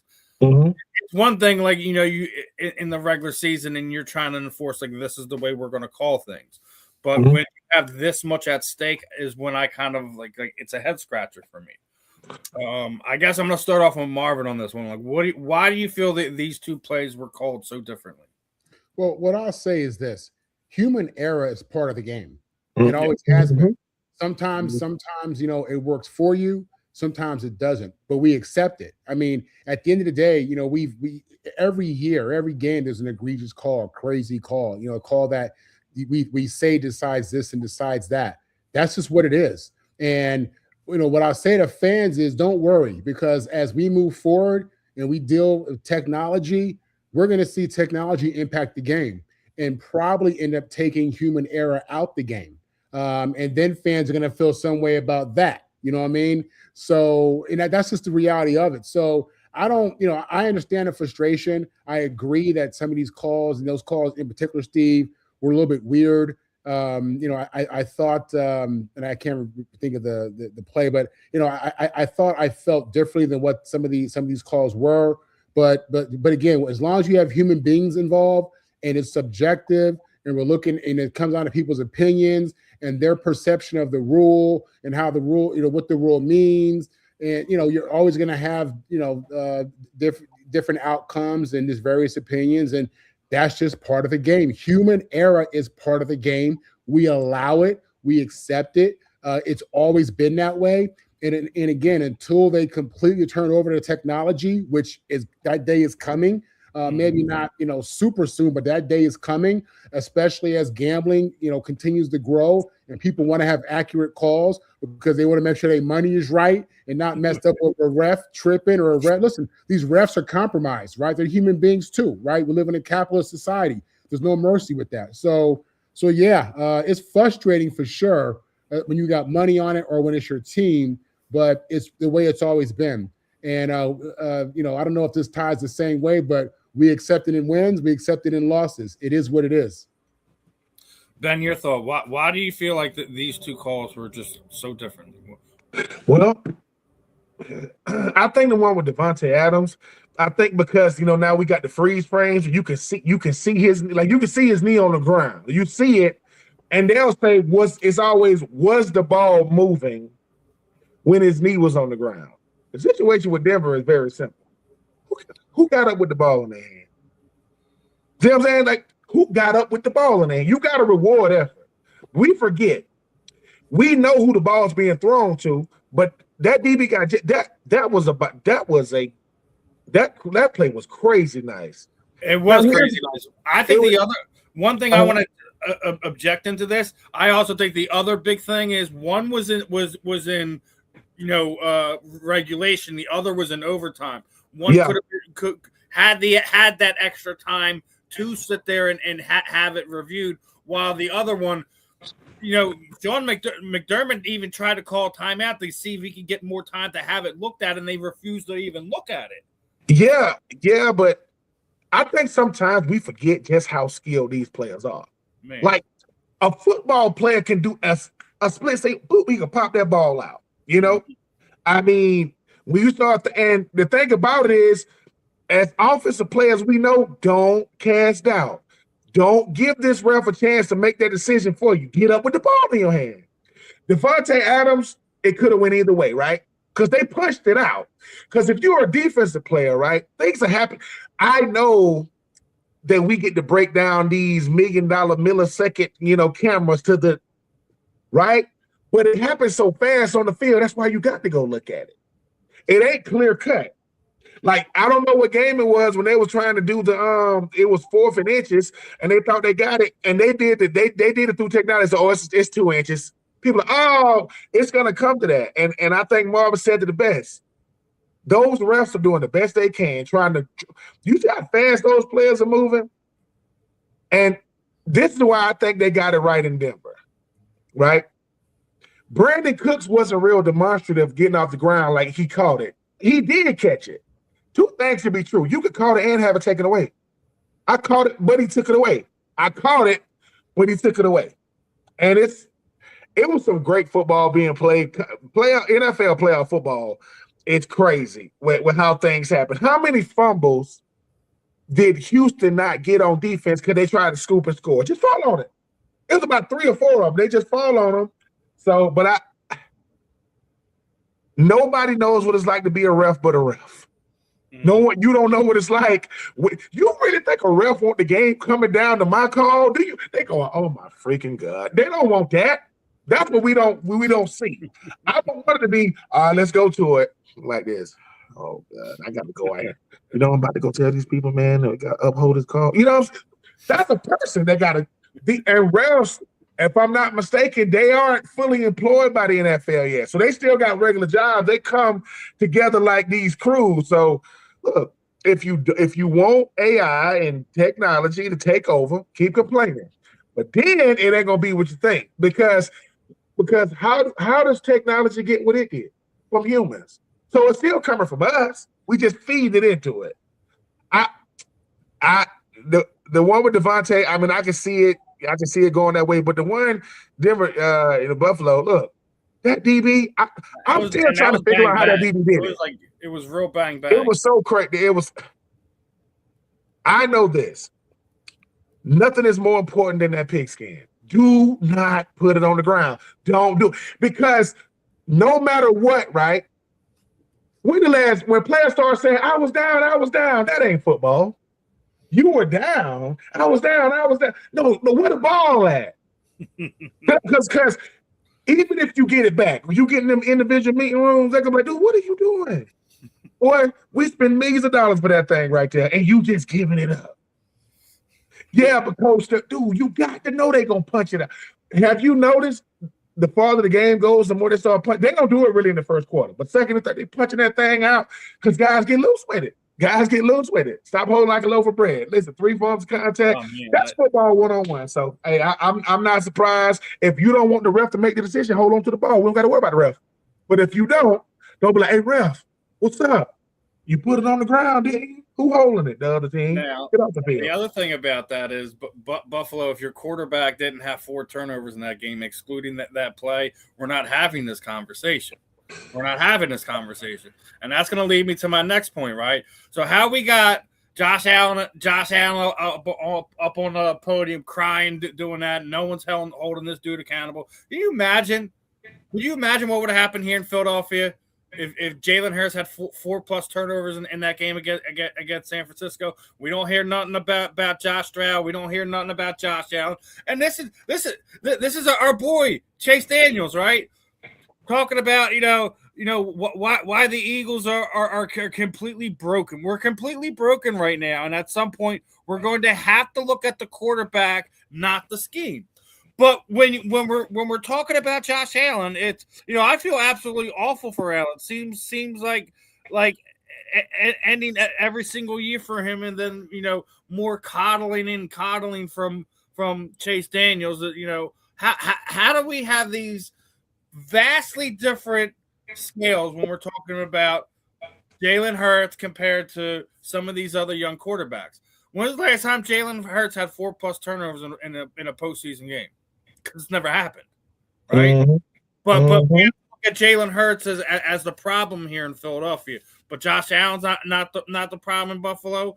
But CJ Stroud's not the problem in Houston. Like, come on, man. Like, I get it.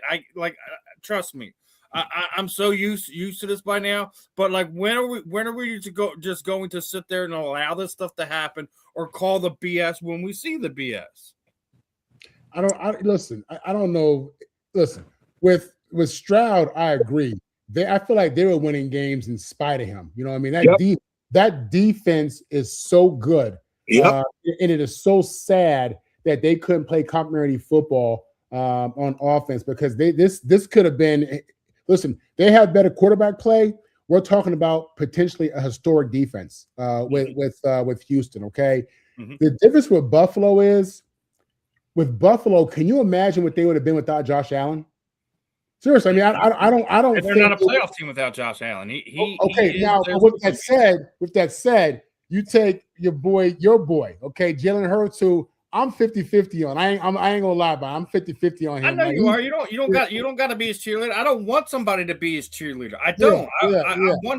I'm a Philadelphia fan. We hold mofos accountable over here. Look, y'all got and look at your Super Bowl year. You got a phenomenal defensive front. Okay, you got an O-line. You got Saquon Barkley. You got AJ Brown. You got the kid from Ain't Meat, Louisiana. The other receiver, Smith. You guys got a lot of pieces over there. And the reality is, maybe you guys are still good even without Jalen. I think that's kind of what it is, to be honest with you. Whereas again, with Josh Allen, it's just, dude, the Bills are, what are the Bills? The Bills are 6-11 without him. They would be 5-12. That's how I look at them. Seriously, I do. I do think we have a good team. I'm not going to take that away, but like, when we look at that playoff loss, you had 4 different players had key drops at key points in that game. It wasn't Jalen sailed something. It was right in their hands and they just dropped it. Saquon had a drop. AJ had multiple drops. Devontae had a drop. Dallas Goedert had a drop. Like, everyone had a drop. So at what point in time are we just going to sit there and say it was bad luck? The offensive line was playing absolutely horrendous, and you couldn't count on them for anything all season long. But we're over here talking about how Saquon's lost a step. No one wants to hold the offensive line accountable, and I don't get it. Oh, I get it. Because not us particularly. We make up in our minds as media people, as national pundits, as columnists, analysts, who we want to be the faces. And when it doesn't go that way, it shows. They want Josh Allen to be them so bad. Josh Allen won MVP last year in 2020. You know, he won it last year, right? And he did you see Lamar Jackson's numbers? Did you see them? And all I'm saying is, people get mad at CJ Stroud because CJ Stroud, I have never heard this, and they told CJ Stroud, just don't play bad. What? Just if he don't turn the ball over, they win. Think about this. If he doesn't turn, that defense is historic good. Will Anderson and Daniel Hunter, you talk about Petrie and Derek Stingley Jr., and with all he done, they still had a shot to win. Here's the thing about Jalen Hurts. They didn't want it to be Jalen Hurts. They wanted it to be Carson Wentz. And it's not Carson Wentz, right? They're like, wait a minute, man. You talking about this second round dude that played at Alabama and went to Oklahoma? Him? Yep. But he doesn't play flashy. No, he doesn't. He's gonna do what you're supposed to do, but he wins. Yeah, but it's not exciting. Yes, it is. He's already been a second-team All-Pro. And it's like, well, let's call it what it is. He's a Philadelphia Eagle quarterback now. You know who knows about this? Donovan McNabb. Do you remember how people could not stand Donovan McNabb? And all he was doing was going out there getting it done. That's all he was doing. But he can't win in the NFC Championship game until he did. So that's Philly. Yeah. The Texans don't really got no history. And then DeMeco Ryans trying to change that. And they looking at CJ Stroud saying, dude, what are you doing? Number one, don't do no podcast. Don't have nothing to say. But you can't make it right. Just go quietly to the night and come back. Because at this point, is it gonna matter what he say? Even if he's saying the right stuff. And the thing about Josh Allen, Sean McDermott knew when that clock struck zero and they lost, he said, I'm gone. I am gone because I like Josh Allen, but Josh Allen does not get the same criticism as other superstar quarterbacks. They don't do it. They are afraid. They say things like, oh, he shows brilliance. He ain't getting it done. Now, here's the thing, right? You just talked to McDermott's probably the – go ahead, Marvin, before I move it on. You say he hasn't gotten it done. He hasn't gotten it done yet because you could have said the same thing about Elway. Elway hadn't gotten it done until his 16th year in the league. You know what I'm saying? And I'll be honest with you, and seriously, think about that. He was considered a Hall of Fame quarterback before he won the Super Bowl, but he didn't get it done. All he was doing was losing the Super Bowl. I mean, no. But that's fair though, Marv, for this reason though. Like, let's call it what it is. When you ask quarterbacks who their favorite quarterbacks, you know they never say quarterbacks that didn't win Super Bowls. They don't say Dan Marino. They say, I like the way through. They don't want to be. No one wants to be that. Like, I don't want to be Phillip Rivers. And look, let me say this. Dan Marino is one of the greatest throwers of the football. And Dan Marino said, if I went to the Pittsburgh Steelers, you wouldn't have won anything. You're still you. You put me on that team. No, because you're still you. They have to deal with you. I'm not saying he wouldn't have, but I don't like that. I don't like you're going to take what Swan and Stallworth and, and Franco and them did. Just put me over there. Hell no. I'm not. Here's the thing. They wouldn't have been there. Disrupted. When he played, they wouldn't have been there. He would have been playing with a bunch of nobodies at least until the early to mid 90s. So he would have been, in my opinion, in the same situation. I just think on the back end years, like a John Elway, is probably where, if that happened, if he would have been in Pittsburgh, that's when the only time he would have been able to do it, because they didn't have the talent around them. Yeah, but people think superstardom translates everywhere you go. That is not true. I could be a superstar, but that don't mean I'm. Case in point, love this dude, Kevin Durant. Kevin Durant got 2 world championships with Golden State, but Steph and them won with him and without him. What has Kevin Durant never done? He ain't never won nowhere else. Doesn't mean he ain't KD now. He's him. But people think superstardom translates everywhere. No. A superstar to me is a guy that elevates your teammates. I'm elevating these dudes because of my superstar. Huh? Is Houston going to make the playoffs this year, Ben? They're going to make the playoffs, but they ain't going to do nothing. They'll get in. Come on. Look, let me say, because people are going to say, B, I am just calling a spade a spade. To me, superstars that elevate their team let you know, look, man, I know how to pull you guys with me. That's why Kobe wanted to make sure he won 2 without Shaq, because he knows they're going to credit it to Shaq. You know what I'm saying? That's what I mean. It's stuff like that. And if you, we're gonna get to most Kobe of us will never be in superstar status. I actually got a basketball one to add in for Kobe next week. I just didn't put it in the back end. But we're talking about the firings, right? So there's been a lot of changes. Over the last 2 weeks, and I gotta come right at you, brother. What do you think of Kevin Stefanski is now the one that's leading your Atlanta Falcons? What? Look, let me. This is what I would say about Arthur Blank. Arthur Blank, he misses a lot. And I know Arthur Blank didn't pick Stefanski, I know, but two things Arthur Blank just did that I'm just questioning. Everybody went crazy when Matt Ryan became the president of operations. And you got Matt Ryan based off of what? Not coaching. He ain't never coach. Not being in the front office. He ain't never. And I know everybody got to have a starting point. But this is what I mean with this. Being likable, being relatable, doesn't translate to business. Not in this business. I don't know, Eddie. I don't think it's a good hire. We're about to find out this is what I would say about Kevin Stefanski.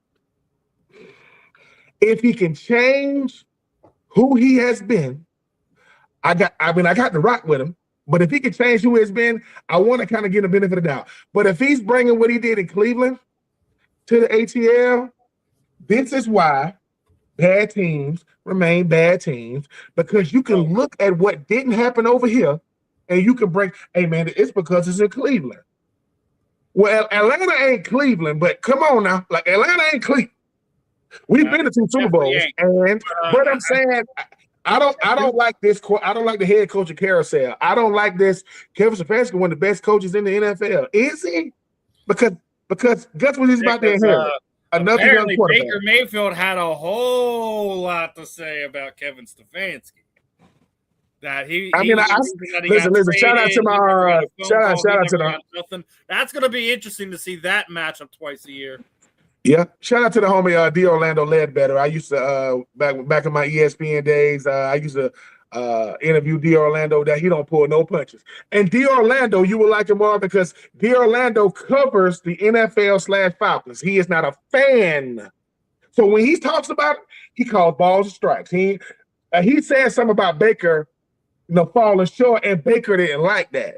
Baker didn't like it. Like he said, I don't know what falling short means, pal. Well, falling short means you ain't get it done. But I heard that Baker asked to be let go in Cleveland. He didn't just get let go. So I got to read more of the story. Yeah, there's something between the lines. There's something between the lines. And I got something for you, Marvin. I got something for you. Well, hold on. What do you think about your former head coach that is now the head coach over and as the Tennessee Titans? Robert Cook, ran out, couldn't really get it done. Became the defensive coordinator for San Francisco this past season, and as soon as they were out of the playoffs, the Texans nabbed them up. Yeah, I'll get to Salah. In regards to Stefanski, my question is, who's your quarterback? Because the guy you drafted out of Washington is damaged goods. Michael. I think you got to get a guy for edge because if Kirk Cousins takes another snap for the Falcons, I'm gonna lose my freaking mind. But I think you get a veteran QB in free agency, Marv, and you might have to get another quarterback in the draft because Michael Penix. The one thing Michael Penix has been since he played football at Indiana, he had one good year in Washington when he wasn't hurt, and then he plays 4 games his rookie year. Comes in his second year and he's hurt again. They say he's gonna miss a lot of the 2026 season too. He's gonna miss a lot of it. Can't make the club in the tub. So I think you're definitely gonna have to get a veteran QB and you're gonna have to get a quarterback in the draft. Even if not a first rounder now, you're not getting a first round quarterback, but you get a late rounder that you can develop and you get a veteran that can help show the young in the ropes because Michael Penix, bad enough that when he's out there, he looks all right. He's okay. He's 10 man. He gonna get hurt. Like what would make me think he has not gonna get hurt at this point? And I could be wrong, obviously. Eddie wants to remind you. Yeah, he's damaged goods. Listen, I think when healthy, I don't think Kirk is that bad. But if you told me I could go with Penix or I can go with a healthy Kirk, I'd go with a healthy Kirk. I agree with Ben, and I think I bet you that Kirk is what intrigues Stefanski over Penix because again, he's damaged goods. His history is injury. That's what it is. It's injury. That is his history. And I hate to say it because I think Penix can spin it. I think he's a young quarterback. I don't think he's had a ton of reps. But I think that the quarterback position is one that's uncertain in Atlanta for sure. Saleh, on the other hand, he got a dog in Cam Ward. Cam Ward's a dog. The boy can play. I think he's a special player who went to a horrible team. And I think that's the biggest story with these young quarterbacks. I think it's not so much, can the kid play or is he a bust? When you go to a bad team, a bad organization, an organization that has a history of failing their high draft pick, not having a plan in place, not having an O-line in place, and you letting your quarterback get sacked 50, 60, 70 times a year, shame on the owner. Shame on the GM for putting them kids in that position. You know what I'm saying? Cam Ward's a special player. I don't think he's special. I don't know if he's special like Elway, Luck, Caleb, but I think he's a special player. I do. Saleh can coach, man. Saleh can coach. That's a great. You see what they did though, Marv, though? So they realized you bring in a Robert Seeley for one reason. You don't got no identity. What is the identity in Tennessee? Nothing. There is nothing going on, and you got to. Eddie makes a great point here. If Robert brings in a good OC with him to the Titans, they might. Poor Kingsbury. Yeah. You're gonna good offensive coordinators bring out the best in these quarterbacks, and they help their game. You can't just come in and say, all right, Cam Ward, we want to give you a subpar offensive line. We want to give you a subpar receiving core, which your number one receiver can't get open most of the time, and we want you to use your athleticism. That's not football. No, an offensive coordinator, they get real nice with them pre-snap motions.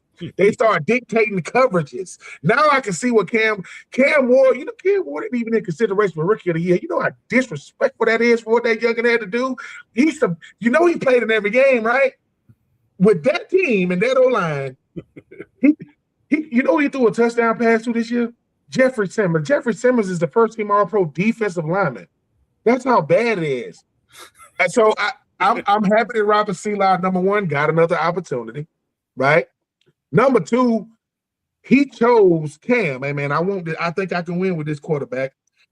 Two things: quarterback, division. That's how you pick a team. But what division is in? AFC South. Who is that? Oh yeah, we got to deal with Jacksonville. You know what I'm saying? And we got to deal with Houston. Who played Houston? They got the kid CJ Stroud. Oh yeah, I can deal with him. Right? What else we got? Oh man, you got to go through the draft. Get some players around him. Do I got a defensive guy that I can put? Jeffrey Simmons, first team All-Pro. All right, let's rock. You got to live in Nashville. Oh, and by the way, no state tax. Oh, hell yeah, sign me up right now. Let's do that. So we'll see. It all looks good when they ain't playing no games, right? It all looks good. But when Robert Seeley, I think he was highly sought after. I'm happy that he chose a team like the Titans. Yeah, he was when he was with my Jets, man. He players respected him. He knows defense. I think he would be a great mentor to a young quarterback. I believe that, and I think Tennessee got a good coach, man. I do. I think they have a good culture guy who understands the bigger picture, what it's about, understands the game, been around the game, been successful on his side of the ball for sure. So he brings credibility, no doubt about it. And I think if they can help out that young quarterback offensively in regards to the schematics and this protection, that's everything. Because Cam Ward's a player. He's nice, man. He nice. Yeah. I mean, that's the only way you can get a Florida Gator to root for a Miami Hurricane. Marv, you got to put him on my Titans. See, he's a Hurricane. I like Cam. I like Cam Ward. He's a gamer, man. He gonna give you all he got. Great attitude. Go ahead. No, you can finish your point, brother. No, I was just saying, listen, I'm a sucker for humility and gratitude, you know what I mean? Especially with these young kids, this generation, people who've been really successful like him. He came from the bottom for real, though. You know what I'm saying? He came from the bottom for real. And in spite of his success and everything he received, I love his demeanor and his attitude. So I think he's built the right way from the inside out. And I think he has the skills that can only get better. So now I want to quick touch on some of these offensive coordinator hires because Eric Bieniemy did get a new job, and he's back with the Kansas City Chiefs. We were talking about him. And you know what? You know what? See, that's Andy Reid showing. I might have messed this up. What you mean? Because now, I will say this: Andy Reid was letting Eric Bieniemy remember when Eric Bieniemy every year he's gonna be a head coach, every year gonna be and nobody hired him because Eric Bieniemy he ain't easy to get along with, man. He gonna hold you accountable.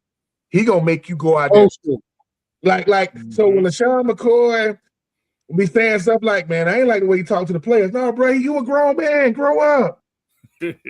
What you talking about? And I'm happy that he's back. Plus, no, this what happened. Andy Reid goes in there. He's saying, "Hey man, Patrick, man, how surgery went, man? Get Eric back. What? Go get Eric. Eric Bieniemy? Yeah, because you notice that the offense ain't look the same. Because now Andy Reid called the plays, right? Called the plays. But who get that offense? You think Andy Reid really getting that offense together during the week? Big Red, come on now, love Big Red. And he makes a point. I think they both found out it wasn't a smart thing when. No, man. Why would you? You don't think continuity and having these things together? What's the offensive coordinator name for New England? Josh McDaniels. I'm telling you, certain stuff is right there in front of you. That's the first call Vrabel made. Hey, hold on. I know I'm going to go to the first call. Hold on, Josh, you coming, right? All right, cool. Then he went, and then go look at what Mike McDaniels did. He goes with the Chargers last night. He didn't even take an interview with Philadelphia because he don't want smoke. The aforementioned Kyle Kingsbury and Brian Dable as potential big hires for the Eagles offensive coordinator job. So it's been a very interesting coaching search early on. We're gonna see how this thing plays out. What are your guys' thoughts on McDaniels going to San Diego and teaming up with Harbaugh? Boo. He's scared. He ain't want no smoking with the Eagles. I could go out there and put up a lot of big numbers, but ain't nobody really. He know if he comes to the Eagles, man, hey, bro, it's being the offensive coordinator for the Eagles is just like being the head coach for the Eagles. Where did y'all OC end up at? OC. Anybody got it? Wait, I gotta address it. Where is he limited at? Where is Jalen limited at? I need to know this one. I need context to it because we were just going over this. He can throw the football. He's got one of the best deep balls in the game. Listen, like you're acting like you're acting like he's like Trent Dilfer or something. Yeah, but I guess Steve. But again, dude, listen. I know you close to it, man. It's in your heart. But I'm telling you, I think the way people look at it is the Eagles are so solid as a team all across the board. You know what I mean? That I think people feel like if you put a different quarterback in that situation in Philadelphia, that they would be. I'll give him this. No, I'll give him this. Was Howie Roseman the GM when they won the Super Bowl with Nick Foles? Yes. That's what I'm saying. So it's like you could put the attitude is kind of like, you know, he could be an average quarterback that looks good because of who's around him. You know what I mean? And I think, you know, I know you don't want to hear that. But it's true though. I don't think people look at it like he's the secret sauce. It ain't him. You know, I think that's what it comes down to. Again, I said this a while back. If they give him a statue, it's going to be him in a tush push. You know what I'm saying? I'm just saying. You know, I'm telling you that's what it is, man. Listen, it's going to be him throwing that dagger to Devontae Smith. Let's be honest. I'm being honest. I'll give J-Rod. I think he does need to do a better job of not just reading, but escaping the pocket way too early. Is I think my critiques on Jalen. He gets the first read. If the first read isn't there, he rolls out and the play breaks down around him because he didn't trust his pocket. And then not to sit there. Yeah, he only does. I mean, Jalen once again, right? Once again, Jalen can easily be punished for being on a loaded football team, right? Because when it don't work, the same way they ain't gonna give him the credit when it does, they're gonna give him the blame when it don't now. And that's what being the quarterback is, because the thing about a guy like Jalen Hurts is, right, people will think, hey man, when he wins, they'll say, well, anybody can win with that. But when he loses, they'll go, how is he losing with that? How is he losing with that? The Eagles lost in 2025 because they did the same thing in 2024. We just gonna run the football and just, Everybody got to come out with some level of nuance. Eddie wants to know if who could handle Philadelphia mentally better, Dable or Kingsbury. Well, we know Dable can't because he can't control. I don't think Kingsbury can. I think Kingsbury make y'all offense nice. I think it's offense nice. Saying this. All right, the Super Bowl team was stacked. All right, well, so was the 49ers back in the 80s. I don't sit there and see anyone talking about Joe Montana that way. What about Troy Aikman? His team was stacked. But I don't think Troy Aikman is really considered. I mean, he's a Hall of Famer, but exactly. I don't think he's. And weren't you trying to throw that Hall of Fame talk with Jalen Hurts to me a few weeks ago? Yeah, but I don't think you mentioned. You don't mention Troy Aikman's name when you talk about the super elite quarterbacks of the Hall of in the NFL history. He got in because his team was stacked, correct, right? Right. He was part of a great team and he did what we should do with it, just like Jalen did. You know what I'm saying? So, I think with Philly, their quarterback position, you got a few dudes who can plug and play based on that roster when healthy, Steve. All right, so tell me how Tanner McKee did that last game. Did he look good? Tanner McKee? Plug and play, right? Okay, he's a who to me. Okay, he's a who. All right. Well, no, I mean everyone was calling the bench Jalen to put Tanner McKee in. I didn't say. I'm not saying. I didn't know. I didn't. I was just sitting there saying that was the talk here. Look, I think Jalen's okay. I think he's good. He's a good player. Hold on. But you just said something of maybe you know what? That is Jalen Hurts' comp right there. Troy Aikman. That's his comp because he can do that. Right? He can do what Troy Aikman did because everybody talk about the big three, but they really talking about the big two. They talking about Mike Irv and they talk about Emmett, but he's a part of it. He's a part of it, no doubt. So that's his comp. So I'm gonna give Dallas because when Marv said it, I don't remember. I never ever remember Troy Aikman in the MVP conversation. I don't think he ever did a first team All-Pro. He never did none of that, but he did. But here's the thing, right? If you ever won a championship, that is your flex. You don't believe me? When San Francisco came to the Eagles, played the Eagles a couple of years ago, and Jerry Rice was in the house. Now he must have been in Philly in a while. He must have thought they was going to welcome him.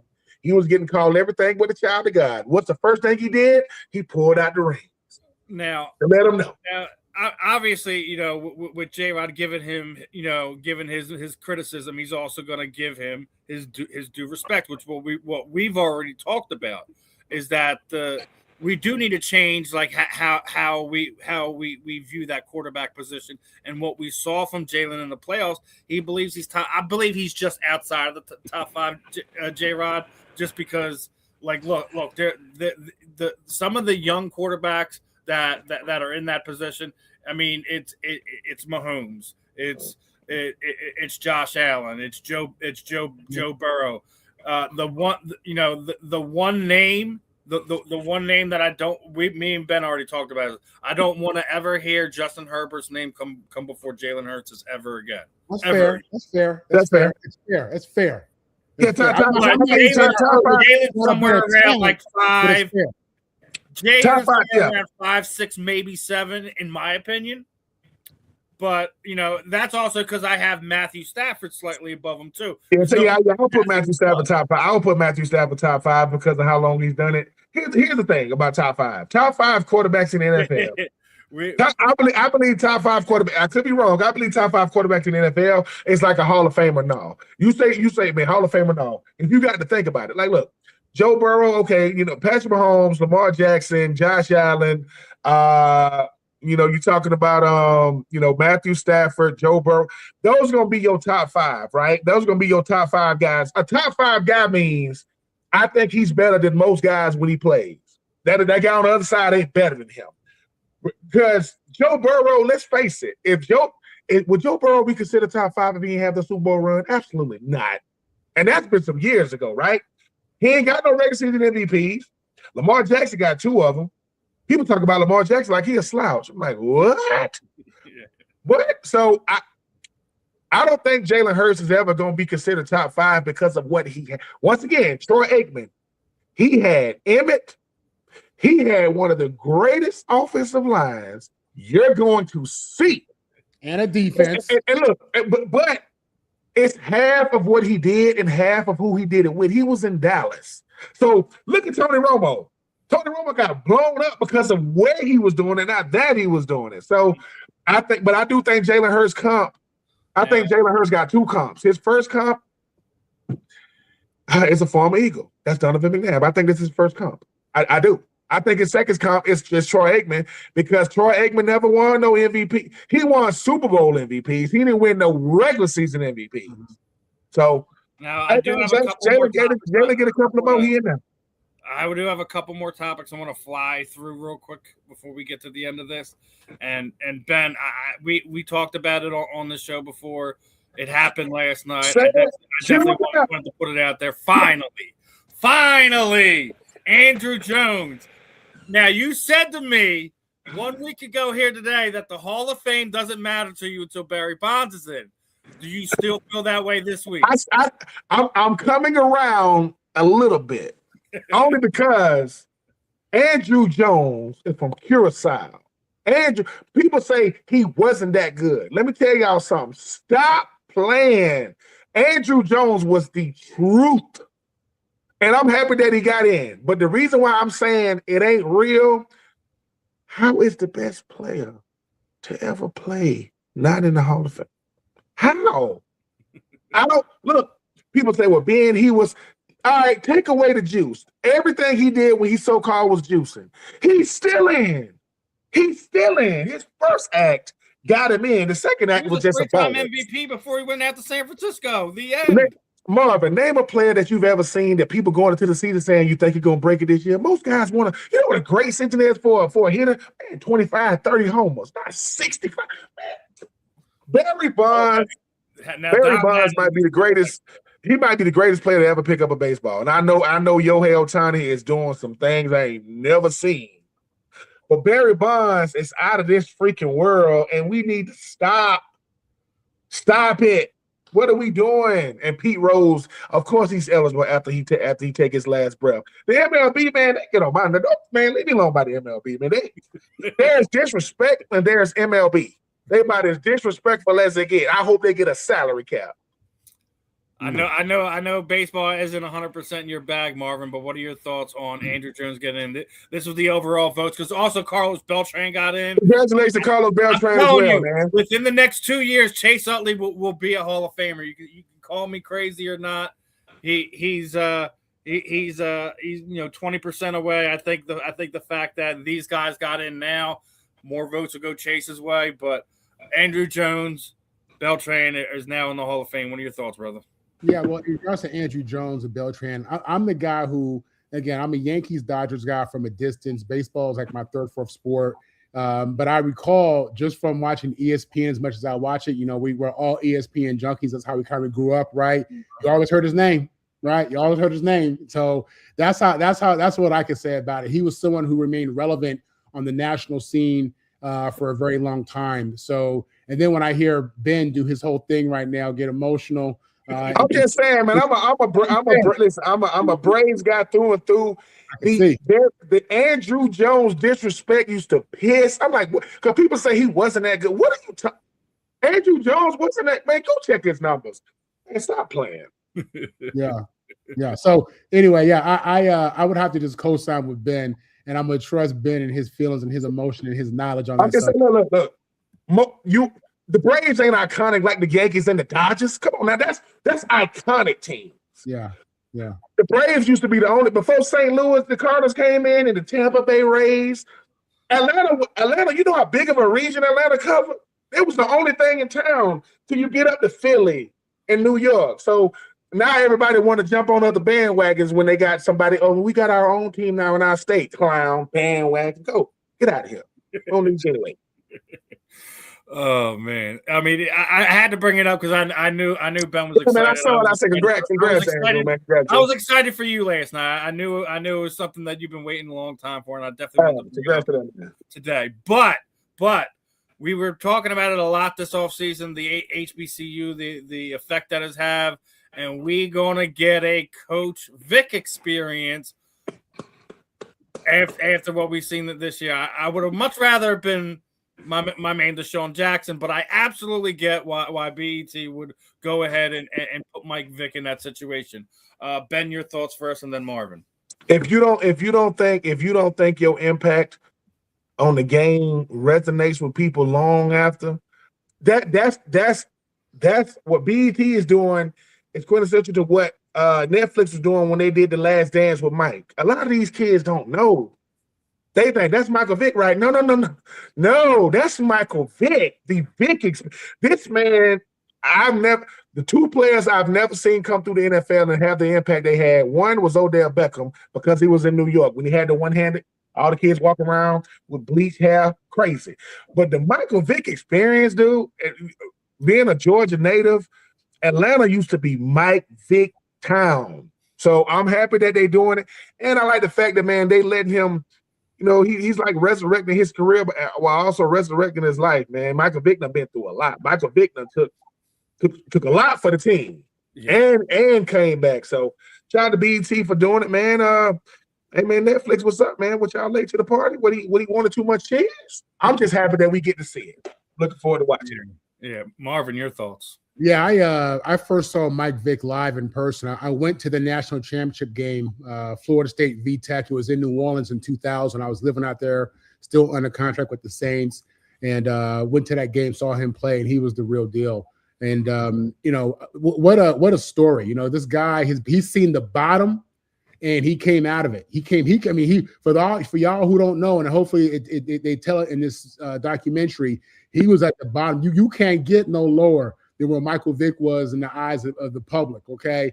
And for him to come back and to not only come back to play in the NFL and sign a $100 million contract, and then he's commentating on TV, and now he's leading young men, and now they want to tell his story. It just tells you, that you can come back from anything. And that's really what I hope his legacy is, you know what I mean? Because you have a lot of people like me and a lot of other people, you've made mistakes. Maybe not like that, but you've made mistakes. You've done things, and you can come back from that, and you can still have real impact. And your story, no matter how bad the story was at one point, your story is still beneficial to future generations. So I'm a big Mike Vick fan, big supporter. I believe in second and third chances because I deal with these human beings. I'm a human being, and people mess up and they do what they do. You know what I mean? But God forgives, I forgive, and I'm just happy to see him having a real impact with young men. And this will take that to the next level. So I'm a huge supporter. I look forward to seeing this thing.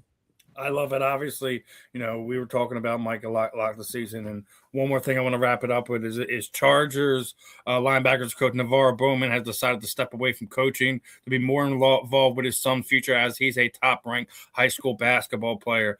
How awesome is this? Because obviously we know Mr. Bowman from his time in the NFL as well. I remember he was playing with San Francisco for a period of time with some of their great defenses.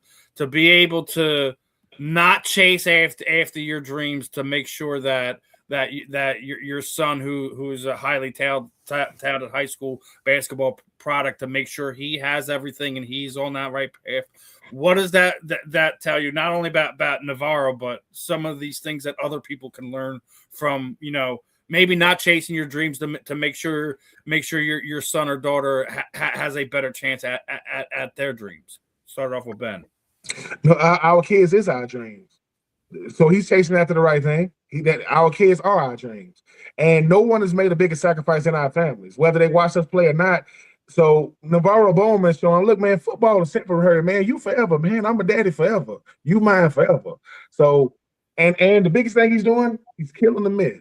And Marvin know what that myth is. Thought we didn't love our kids. Lies. Love the Navarro Bowman, because guess what? When Navarro Bowman's son saw his daddy coming to walk away, daddy, you gonna do that for me? Boy, I'll do more than that. Congratulations, Navarro, man. Love to see it happening, man. It's only gonna make him a better man. Marvin.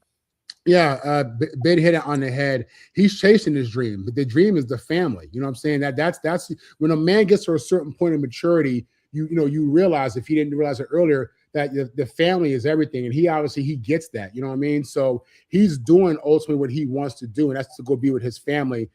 This is him living his best life without question. He's not losing anything. He's gaining something in this process, and I love it. I get it completely. And here's the thing: whenever that time, whether it's 4 or 5 years, whatever it takes, he's gonna get another job in the NFL. He's gonna get another job. He ain't gonna lose that edge, and what he may lose that particular job with that particular coaching staff, and he probably won't be able to go back to that. But he will get another job when the time is right. So big shout out to Navarro. Big shout out to his son. It ain't nothing like having your dad in your corner. It's something that is priceless. There's nothing you can compare that to. So very, very happy that not only that we're able to be known to it, that it's something that can be used as a teaching point in things like that. And speaking of things that are priceless, we talked about the championship game Monday night, right? How special of a moment it is when you see a 2-star recruit, potentially, winning it, a national championship on his back on a fourth quarter in his hometown, against a team that basically didn't want him, win it with one of the most losingest programs of all time, while his disabled mother with MS is screaming for joy, and his little brother is right next to him the whole time. Like, that is the most genuine sports moment of this early year so far. Not just the fact that Indiana won, not just the fact that he did it with his brother. His mom's there; she's battling MS and everything. That's probably the best story I've heard so far out of college football this year. That is another special moment on why that Indiana national championship was more than just a sports moment. It meant more to that family and not just the college program. Start off with Marvin on this one. Yeah, I mean, this is what it's all about, man. This is a Disney movie. That's what it's going to be. It's a Disney movie. It is. This will be a Disney movie. It should be. It should be, a story of overcoming, a story of just dealing with adversity, and just maintaining the faith. And you listen to this kid talk, Mendoza. All you hear out of his mouth is gratitude and love and just humility. And passion and competitive spirit. So he does it the right way. When you look at it from a recruiting standpoint, the boy came from the bottom. He had to earn it the hard way. And how storybook is it to play your last college game in your home city in front of your parents, against your parents' alma mater? Both his parents went to UM. This kid grew up dreaming of playing for UM. So he ends up winning a national championship in UM Stadium. And it's a heartwarming story that will make your eyes water if you are a human being and you really get it. So I thought it was awesome. Like I said, this is a Disney movie to come. Believe me. Ben. Yeah, football is how we learn about these stories. Like, we would have never known who Fernando Mendoza was if he don't do everything he did. Go undefeated, win the Heisman.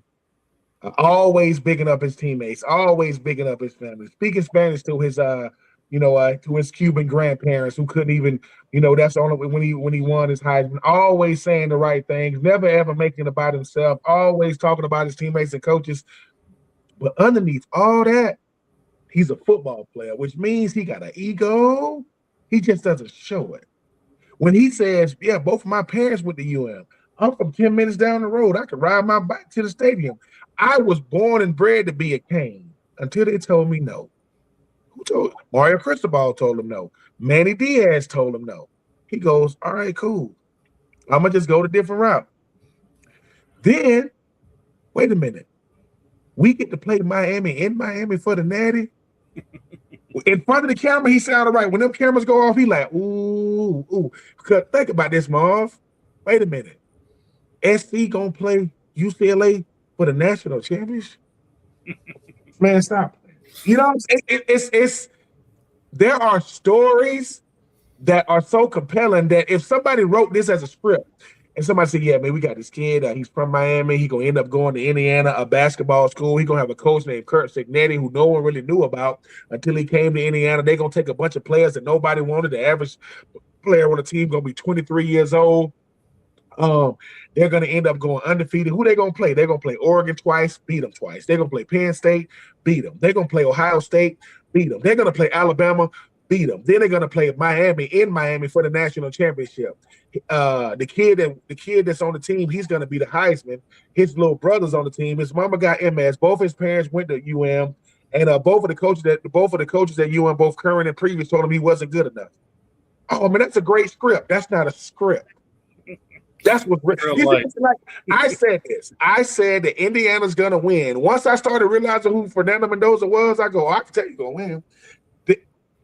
That touchdown run that he had when he extended, he put his body on it. Like the way he extended. Look, man, I'm finna get hit, but I'm gonna hold on to this ball. And isn't it fitting that the starting quarterback for Indiana is from Miami? The starting quarterback that got the game-sealing pick is from Miami. He went to Miami Northwestern. Miami connection. I'm happy. I'm happy for college football. I'm happy for Indiana. And listen, if Indiana never does it again, this is epic. Like people go, what if they never come back? Most teams ain't never going. They ain't even gonna go. Because you know what Miami hasn't done since 2001, won a national championship. And you know what else they haven't done? They've never won the ACC. Now Miami is historic. They tradition rich.